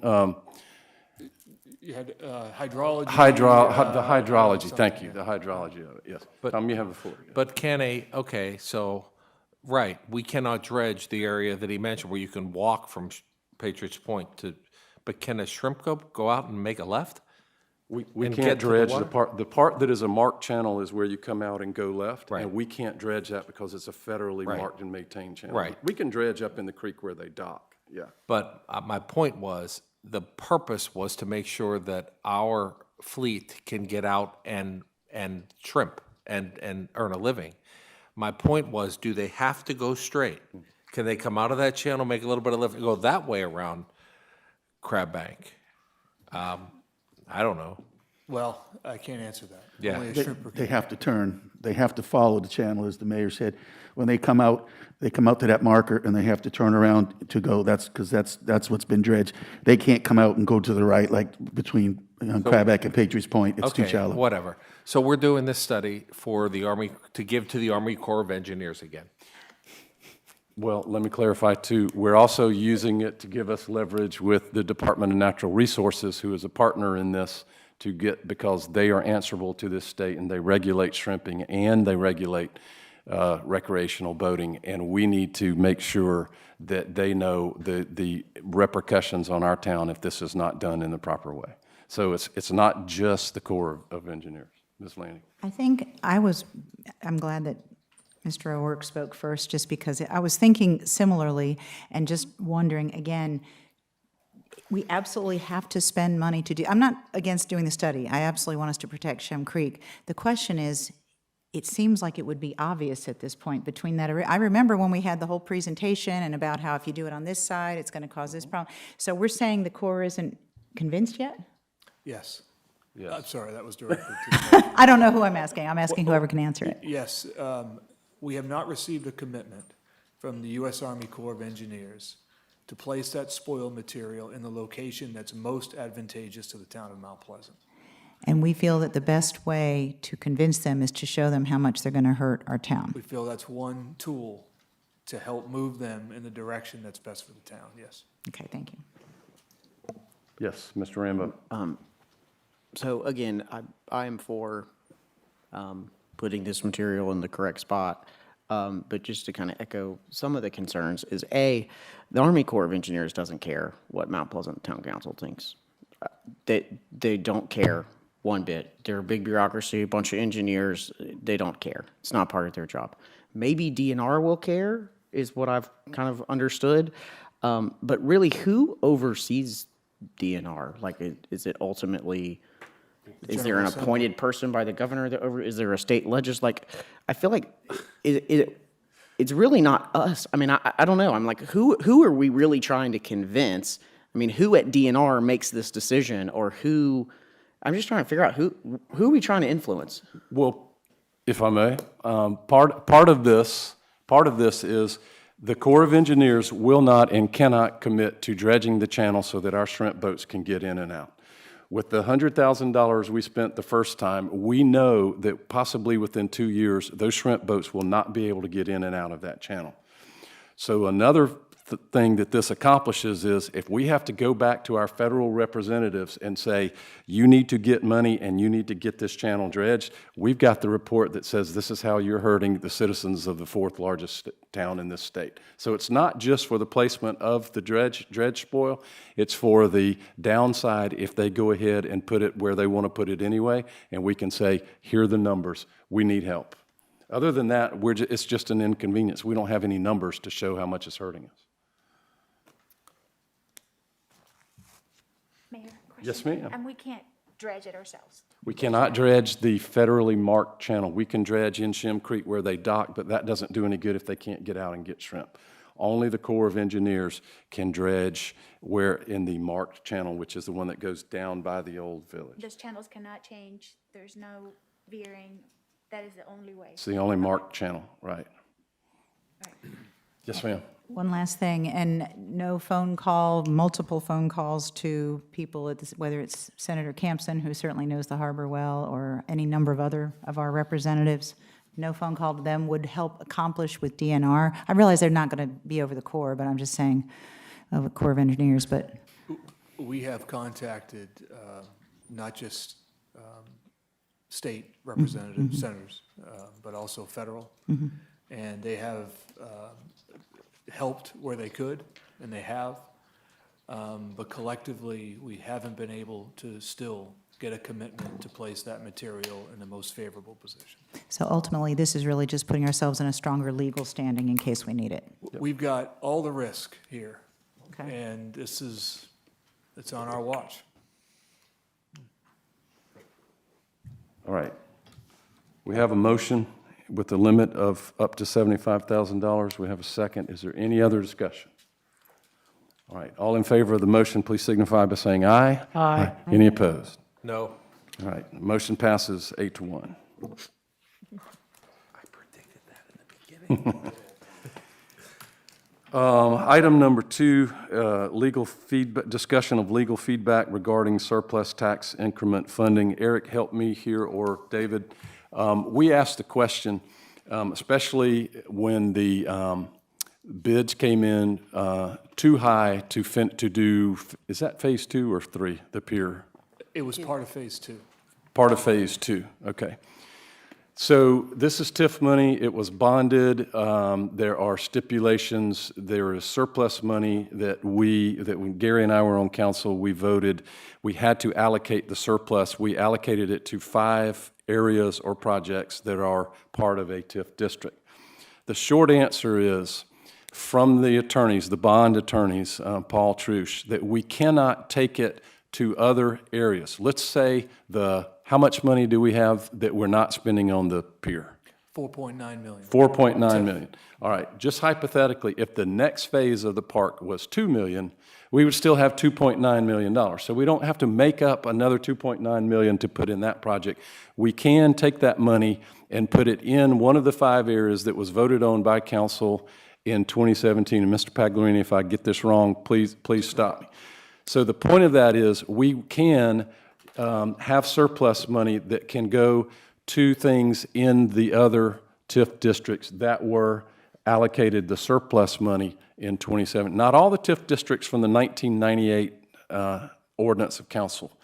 And so we don't know what the next phases are. We don't know what council's going to approve for the next phases of the park. But I'm betting there's going to be some money left over somehow.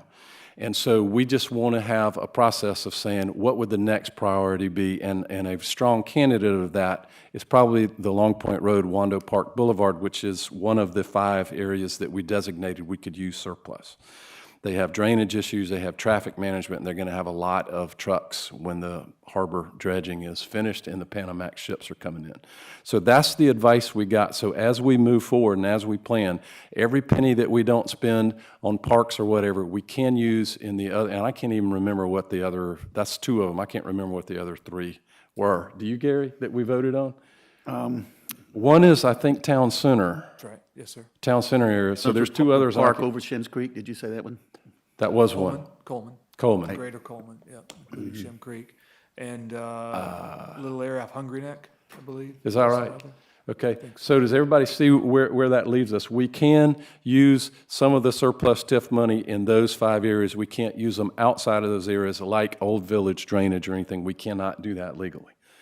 So as we move forward and as we look at the next phase of the park and everything, every penny we don't spend, we've got other places we can use it. Does that make sense? Yes, sir. Makes good sense. But I would caution us to not think we have a blank Visa card to spend taxpayers' money. Because the way TIFs work, as you all know, is we are taking money from the school district, from the county, from Charleston County Parks, from the library system, from others, when we create a TIF district. So I'm all for doing this based on need. And if we can come up with a need, and then I think we should move forward. But we should be cautious how we move forward and how we sell this to all the people in the county that are paying taxes too. So that's my Republican speech for the day, and I'll let that go. Yes, ma'am. I have a question on the money that was the federal money for docking slips. So that goes away because this didn't work out, the overall? It'll have to be decided by council. We're planning to have a CIP meeting in September. And all the projects can be considered together, but I think presumably it stands to reason, because we can't reach the pier expansion, that project would sort of fade away, and we'd have to give the money back, 1.2. Okay, so one question, and again, I'm out in the harbor a lot with a boat, just looking around and thinking, so this could be completely off the wall, but is there any possible way of having something designed where we can add slips off of the existing pier, as opposed to the whole new? Can't be done? No, ma'am. Okay, thank you. Yes, sir, Gary. One of the good things is, I think, Eric, is it's been permitted. So if we were to get grant money in the future or something, it's already been permitted. So we've already gone through that phase. So, you know, if somehow some grant comes up and we can afford to do it, we can do it in the future. One of the things, I think the difference is between those 2 entities is that park serves all Mount Pleasant citizens, all of them. You all have this, this is just one little idea of something that could be done. It's not going to cost a lot of money, but we talked about having a restaurant above that little store. We talked about renovating that store. And we've already been out there. That's already out in the public, and people know it. People like those ideas. I just caution us that if we start taking Rob and Peter to pay Paul, and things don't get built there that we told our citizens that we were going to do, that it's going to cause a lot of issues, because that park serves our whole community, 92,000 people. And we just have to remember that. I think what we need to do is maybe get with the Port Authority and see if they'll partner up with us on this congestion, because of the trucks when they're coming and going, they're coming from the port terminal. And maybe they can partner up with us to help us fix some of those issues that are being caused on that road. I mean, we want to be their partner. We want to, work with them on this as well. So I think the answer is always no till we ask, but I think we certainly should ask. I would caution the rec committee to, during the design phase, you make sure you're building the park for the 92,000 people in Mount Pleasant and not for the city of Charleston. And others that are going to be in that park using it all the time at the expense of our citizens. Right. So the access to that park, to make sure our citizens are the ones that are using it, because they're the ones paying for it, I think should be really high priority on that. Well, that's one reason why I wanted to start pay for parking and let the Mount Pleasant citizens park for free, and then charge other people, just like, seems like everybody else is doing it. The islands are all doing it. But to allow Mount Pleasant citizens to park for free, and then, that way they have a benefit there, I think. So, yeah, we'll be happy to take it up and work on it, Tom, absolutely. And certainly I'd love for you to be a part of it as well. As, many years as you've got in recreation, you might be able to give us some guidance on it, so. You guys know what you're doing. Right. And there's no action item on that. That was just legal feedback. Item number 3 is a resolution to amend and republish the Town of Mount Pleasant Human Resource Guidelines. I have a question. A resolution, well, all of these are resolutions. They're not ordinances. Is that a difference without a distinction without a difference? Well, I mean, legally, the answer is that they are different and distinct, but in order to amend our guidelines, a resolution is prudent. Okay. Under state law. So it results automatically in the action if we pass that resolution? In this case, yes, sir. The state Okay. sets aside certain things that we need to do by ordinance. Okay. And others we can do by resolution. Okay, got it. Is this from the HR committee? Yeah. Okay, why don't we turn it over to you? Oh, that's Brenda. I'm sorry, Brenda. That was before. Sorry, Brenda. Oh, that's okay. So, is she going to give a presentation, or do I just give a summary? If she has a presentation, I guess that's what we will do. No. It's up to, I know you're pressed for time. We can do the whole presentation, we can do the summary, whatever is best. Well, I can just give a quick summary, and then you guys just sort of fill in, just for the sake of time, but I think our HR department just came to the HR committee, and they were looking for outside of the box ways of recruiting and continuing to get the best of the best to work for the town of Mount Pleasant. Also, because they didn't get that percentage raise with this year's budget, she was just looking again outside of the box to see how we could show appreciation for our staff, and without doing it through a pay increase. So they came up with 3 or 4 ideas to include extra vacation, just more work comp time, better insurance benefits, and things of the sort. And there's also items that she needed to clarify, just to clean up her. So basically, HR just keeps a guide or a document, and she works on it throughout the year. And then once a year, she'll bring it to council, and we'll just sort of update HR for the town. So they presented to the committee, and we approved unanimously to make those changes. So do we need a motion? We need a motion. Do you guys have I mean- any? I'll make a motion and then we can discuss, or? Okay. I'll make a motion that we approve the resolution to amend and republish the Town of Mount Pleasant Human Resource Guidelines. A second. We have a motion and a second, so we are in discussion. I know we have some questions about what would these details be, Mr. Yeah, O'Rourke? just specifically, what are the things that this will allow the staff to have? The benefit changes would be an increase in bereavement pay. So right now, it depends on if it's an immediate family member, moving it from 5 to 7 days, 3 to 5 days, including President's Day as a holiday. We're one of the few that do not take off President's Day, observe that as a holiday. Another one is to increase by a few days, depending on your years of service, vacation.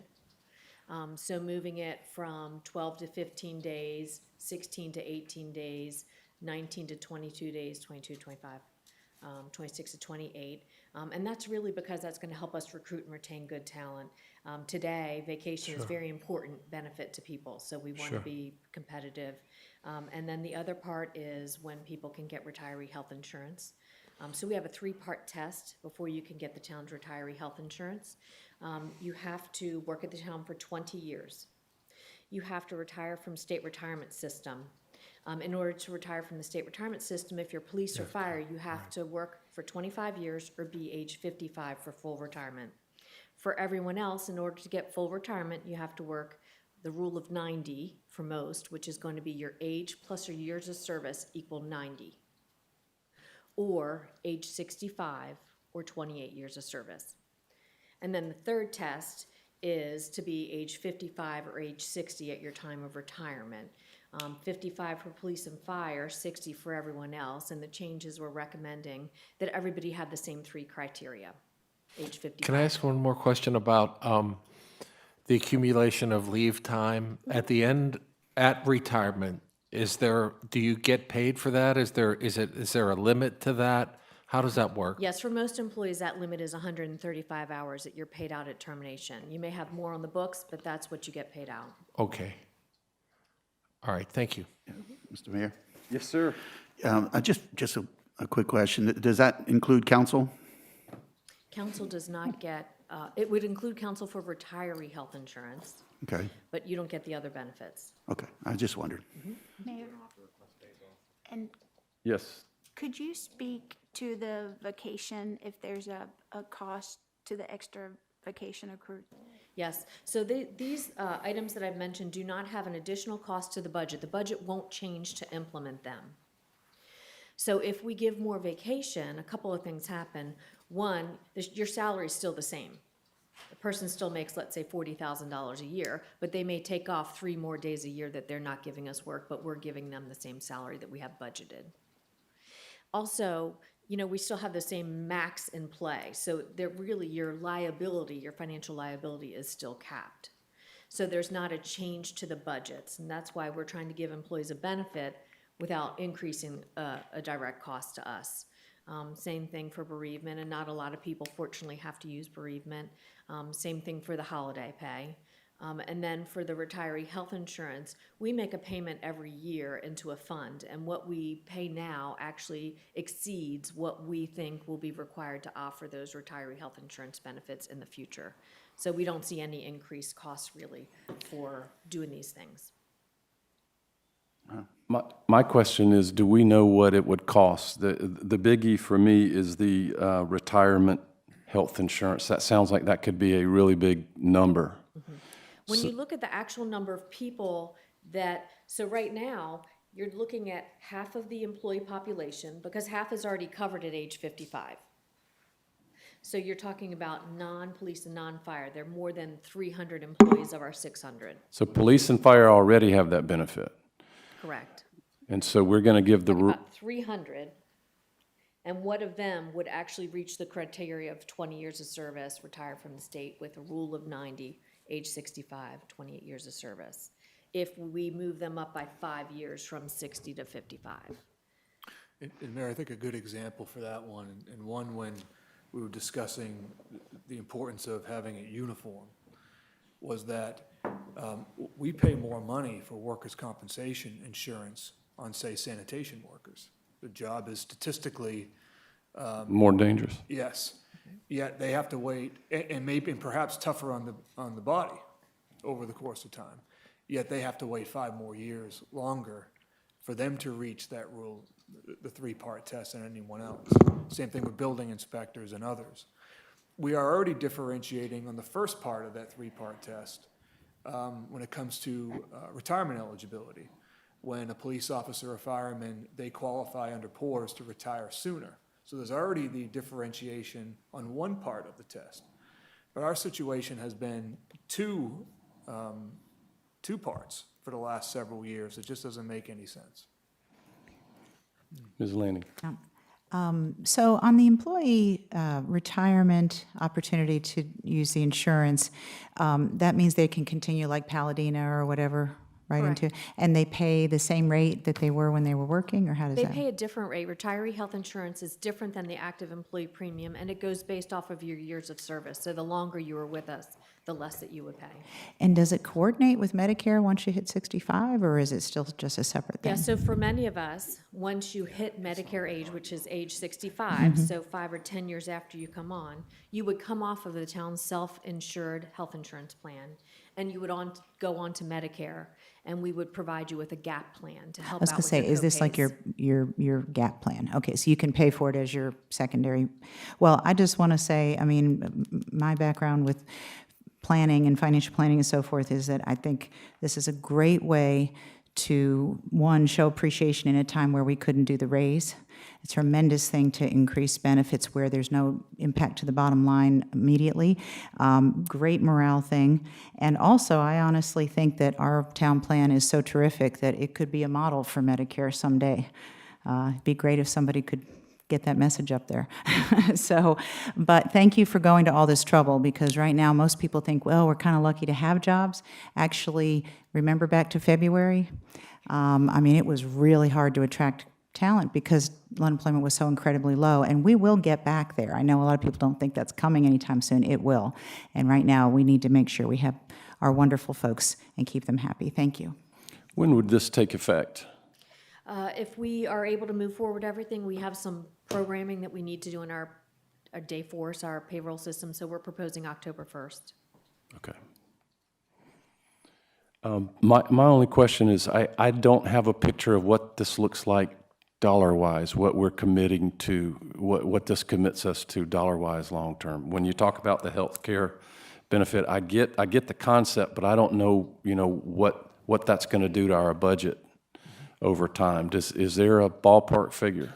Yes, the retirement would be covered in the contribution we make annually anyway. So right now, we take about $1 million, and we just take that million and put it towards employee health insurance for later. So for that group of individuals that fit within that window for the rest of the other half of our employees, that amount should more than cover that.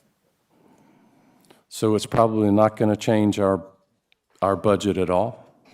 That's right, sir. Not in that respect.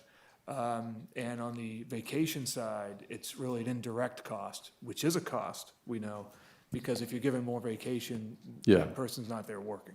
Yeah, I don't have a problem with the vacation aspect, but I just, the health insurance thing was making my head spin a little bit. So we are self-insured for health insurance, and that means we pay every dollar of every claim. So whether I'm 40 years old and I'm going to the hospital, or whether I'm still working here and I'm 55 or I'm 58 years old, the town is still paying those health insurance bills dollar for dollar. What would change is the premium that I pay. Right now, I pay an active employee premium rate biweekly. I would move to pay a monthly retiree premium. So that's what would change. The claim's still going to be the claim Okay. cost. All right. Any other discussion? All right, all in favor of the motion to approve, please signify by saying aye. Aye. Any opposed? All right, the motion is approved.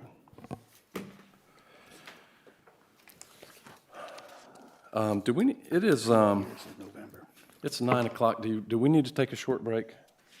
We're almost to executive session, aren't we? This will take a second. All right. Let's get through these then. Item number 4 is adoption of a resolution approving a memorandum of agreement with the College of Charleston and the town regarding the town track. Motion to approve. Second.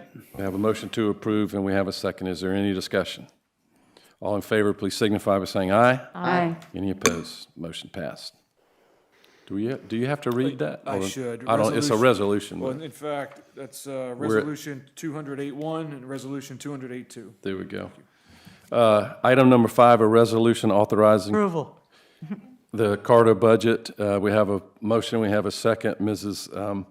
Corley and I represent us on Carter, and we cannot give you every single detail of every line of that budget, but it is within region, and it is following the voter-approved referendum for the bus rapid transit. A super quick question. Do we give money to CARTA? I don't No. even. But So they- why do we approve their budget?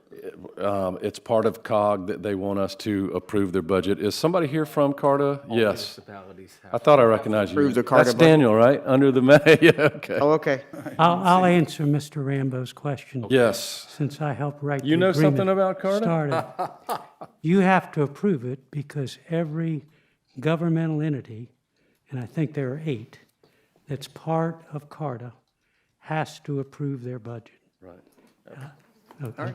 That, they have an opportunity. I think it's a majority of the governments have to, but every government of the 8 governments has to have an opportunity to approve the budget. And it doesn't commit us to anything. It's just. there- That was my question. Yeah. I'm good. There's the Sorry. budget. $23 million budget. By the way, it's got some pretty cool new buses that you ought to see if you get a chance. They're really awesome. All right, we have a motion, we have a second. All in favor? Aye. Aye. Any opposed? Thank you very much. Resolution 283. Number 6 is an ordinance granting an easement to Dominion Energy on property owned by the town of Mount Pleasant on 6 Mile Road. Motion to approve. Second. We have a motion and we have a second. In a nutshell, somebody want to tell us what that is? Yes, sir. It's a parcel of land that allows the provision of electric service. Most importantly, does not affect our fire station at that location. Okay. Any discussion? All in favor? Aye. Any opposed? Motion passes. That's first reading ordinance number 20051. It's a resolution night at Town Council. Item number 7, a resolution to receive a grant of real property located at 926 Bowman Road. Move for approval. Second. We have a motion and we have a second. Is there any discussion? Can you explain? Yeah. What's the story? What is it? Story. Fire station, fire. We love Bowman Road, but what, is it a peanut stand or what? Fire Station 7 is on, our Fire Station 7 is on Bowman Road, but the property is owned by the county. Come to find out, we've been looking to try to gain ownership of it. Years ago, county council actually moved to give us the property, but somehow it never happened, years ago. We've resurrected the conversation. They've come back and say, yes, let's move forward, but it'd be nice if council could act on it and we, the county, could get a letter requesting that land. And that's in our long-term interest. Okay. All in favor, please signify by saying aye. Aye. Any opposed? The motion passes. Resolution 284. Item number 8, ordinance to amend section 92.01 of the Mount Pleasant, Second. motion to approve. We have a second. Any discussion? All in favor, please signify by saying aye. Aye. Any opposed? Motion passes. First reading ordinance number 20052. Number 9, first reading an ordinance to amend Chapter 154 Development Impact Fees of the Town of Mount Pleasant Code of Ordinances. I'm not sure where that came from. Motion to approve. This is Second. This is from the rec committee, and this is going up to a 5% discount. So this will generate more revenue from residential for recreation. So we have a motion to approve, and we have a second. We're in discussion. Question, this does not affect the transportation impact fee? No. And Mr. Mayor, this is not a fee on current residents, it's new residents. Right. Want to make sure we're clear with that. Yeah, and it only affects residential development, so. How much would this affect the average house? How much would that raise the impact fee on the average house? Do you remember, Marcy?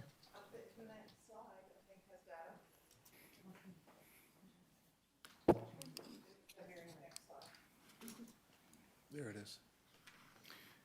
$1,322. No, I'm sorry. 2,000. That's 20% off. So, no, but then it doesn't say what what it would be for an individual. Yeah, it's not very much. 15%. Yeah, it'd be 15%. Wait a minute. So it doesn't raise it by 1,300. That's what it currently is? Mm-hmm. And it's discounted 20%. It's going to be, Ms. Lanning, you asked me. I'm just going to say, when this was originally proposed, we looked at it in finance, and I think we looked at it in economic development because we were looking at the possibility of bringing down transportation impact fees and to somewhat offset that, not entirely, but to somewhat offset it, bring up recreational ones so that we, in that respect, we essentially made it a little easier for corporations and businesses to open here. And so I'll be voting against this because this is like, okay, we're going to charge, but we're not doing anything on the other side right now, which I'm aware we are not doing, so.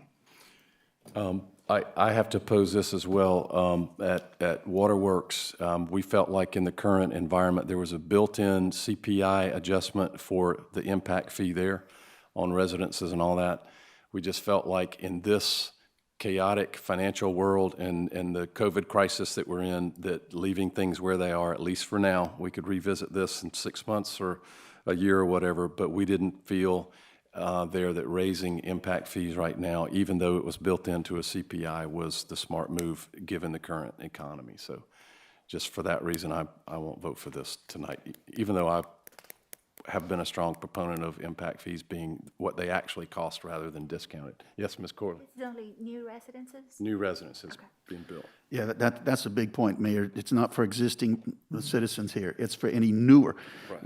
We have property we can't develop. We don't have the money to develop, but more and more people are moving here, and we need to be able to keep up with the pace so that we can serve our citizens. And if we don't do something to try and find a way, to get some financing to be able to, for instance, Rifle Range Road Park, that park's been sitting there doing nothing. I mean, we got to find ways to be able to do it, and this was just a way for the newer ones to pay for the impact that they have when they come in.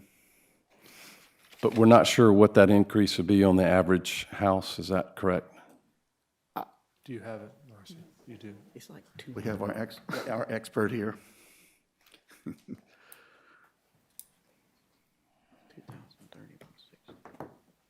So according to the schedule, so right now, it's estimated when you take the amount that there's 2.72 people per single-family dwelling. So currently, it's $2,031.60. With this change from a discount of 20% to a discount of only 5%, it goes to $2,412.53. Okay, so it goes up about $400. About 20%. I just wanted I have no problem with these national home builders coming in and building all this stuff, giving our kids a couple more fields. Done. Thank you.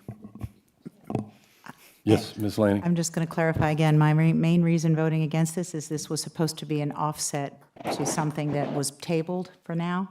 And here Mayor Haney's talking about, maybe we put this off and do this a little later. And we said the same thing about discounting further the transportation impact fees. So if we put the whole conversation off to later, I think it would be better, because if we raise this now, then what are we going to do as an offset if we try to lower the other ones later? So. All right, any other discussion? Anyone else want to be recognized? All right, the motion is to approve. All in favor, please signify by saying aye. Aye. All opposed? No. 1, 2, 3, 4, no. So the motion passes 5-4. First reading, ordinance number 200-53. This moves us to old council, old business. Well, we're all old council now. We've been here so long. There's no old council business. There are some old council members, and I'm one of them. Item C is executive session, legal and contractual, legal advice on a contractual matter with regard to the town's contract for legal representation and possible discussion with candidates for general counsel position. B, legal advice pertaining to the case entitled Shem Creek Development Group versus Town of Mount Pleasant. C, legal advice pertaining to the potential purchase of real property. And 2, personnel consideration of applications submitted to serve on the Historic District Preservation Commission. Do we have a motion? So moved. Have a motion and a second? Second. Before we vote, upon reconvening, council may take action on any item, including any subsection of any section listed on an executive session agenda or discussed in an executive session during a properly noticed meeting. All in favor of the motion to go into executive session for the reasons stated, please signify by saying aye. Aye. Any opposed? We will go into executive session. Thank you. Well, these things are sweet.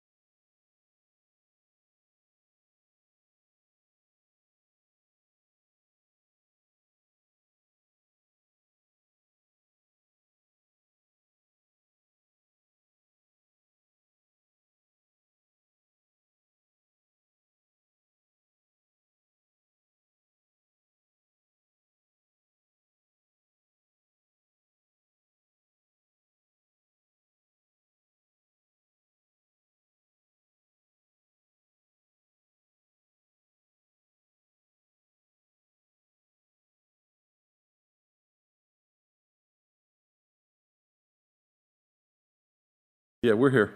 We have reconvened from executive session. No action was taken, no votes were cast. However, there may be a motion resulting from our deliberations. Do we have a motion, especially as pertains to appointment to the Historic Preservation Commission? Howard? I would move that we appoint Louise Montgomery. We have a motion to appoint Louisa Montgomery. Do we have a second? Is there any discussion? All in favor of appointing Louisa Montgomery to the Historic District Preservation Commission, please say aye. Aye. Any opposed? We have, the motion carries. Item 10 on our agenda is to adjourn. There being nothing before this, we adjourn and we beat 10 o'clock. 5 minutes. We did. Now we can go. It was, but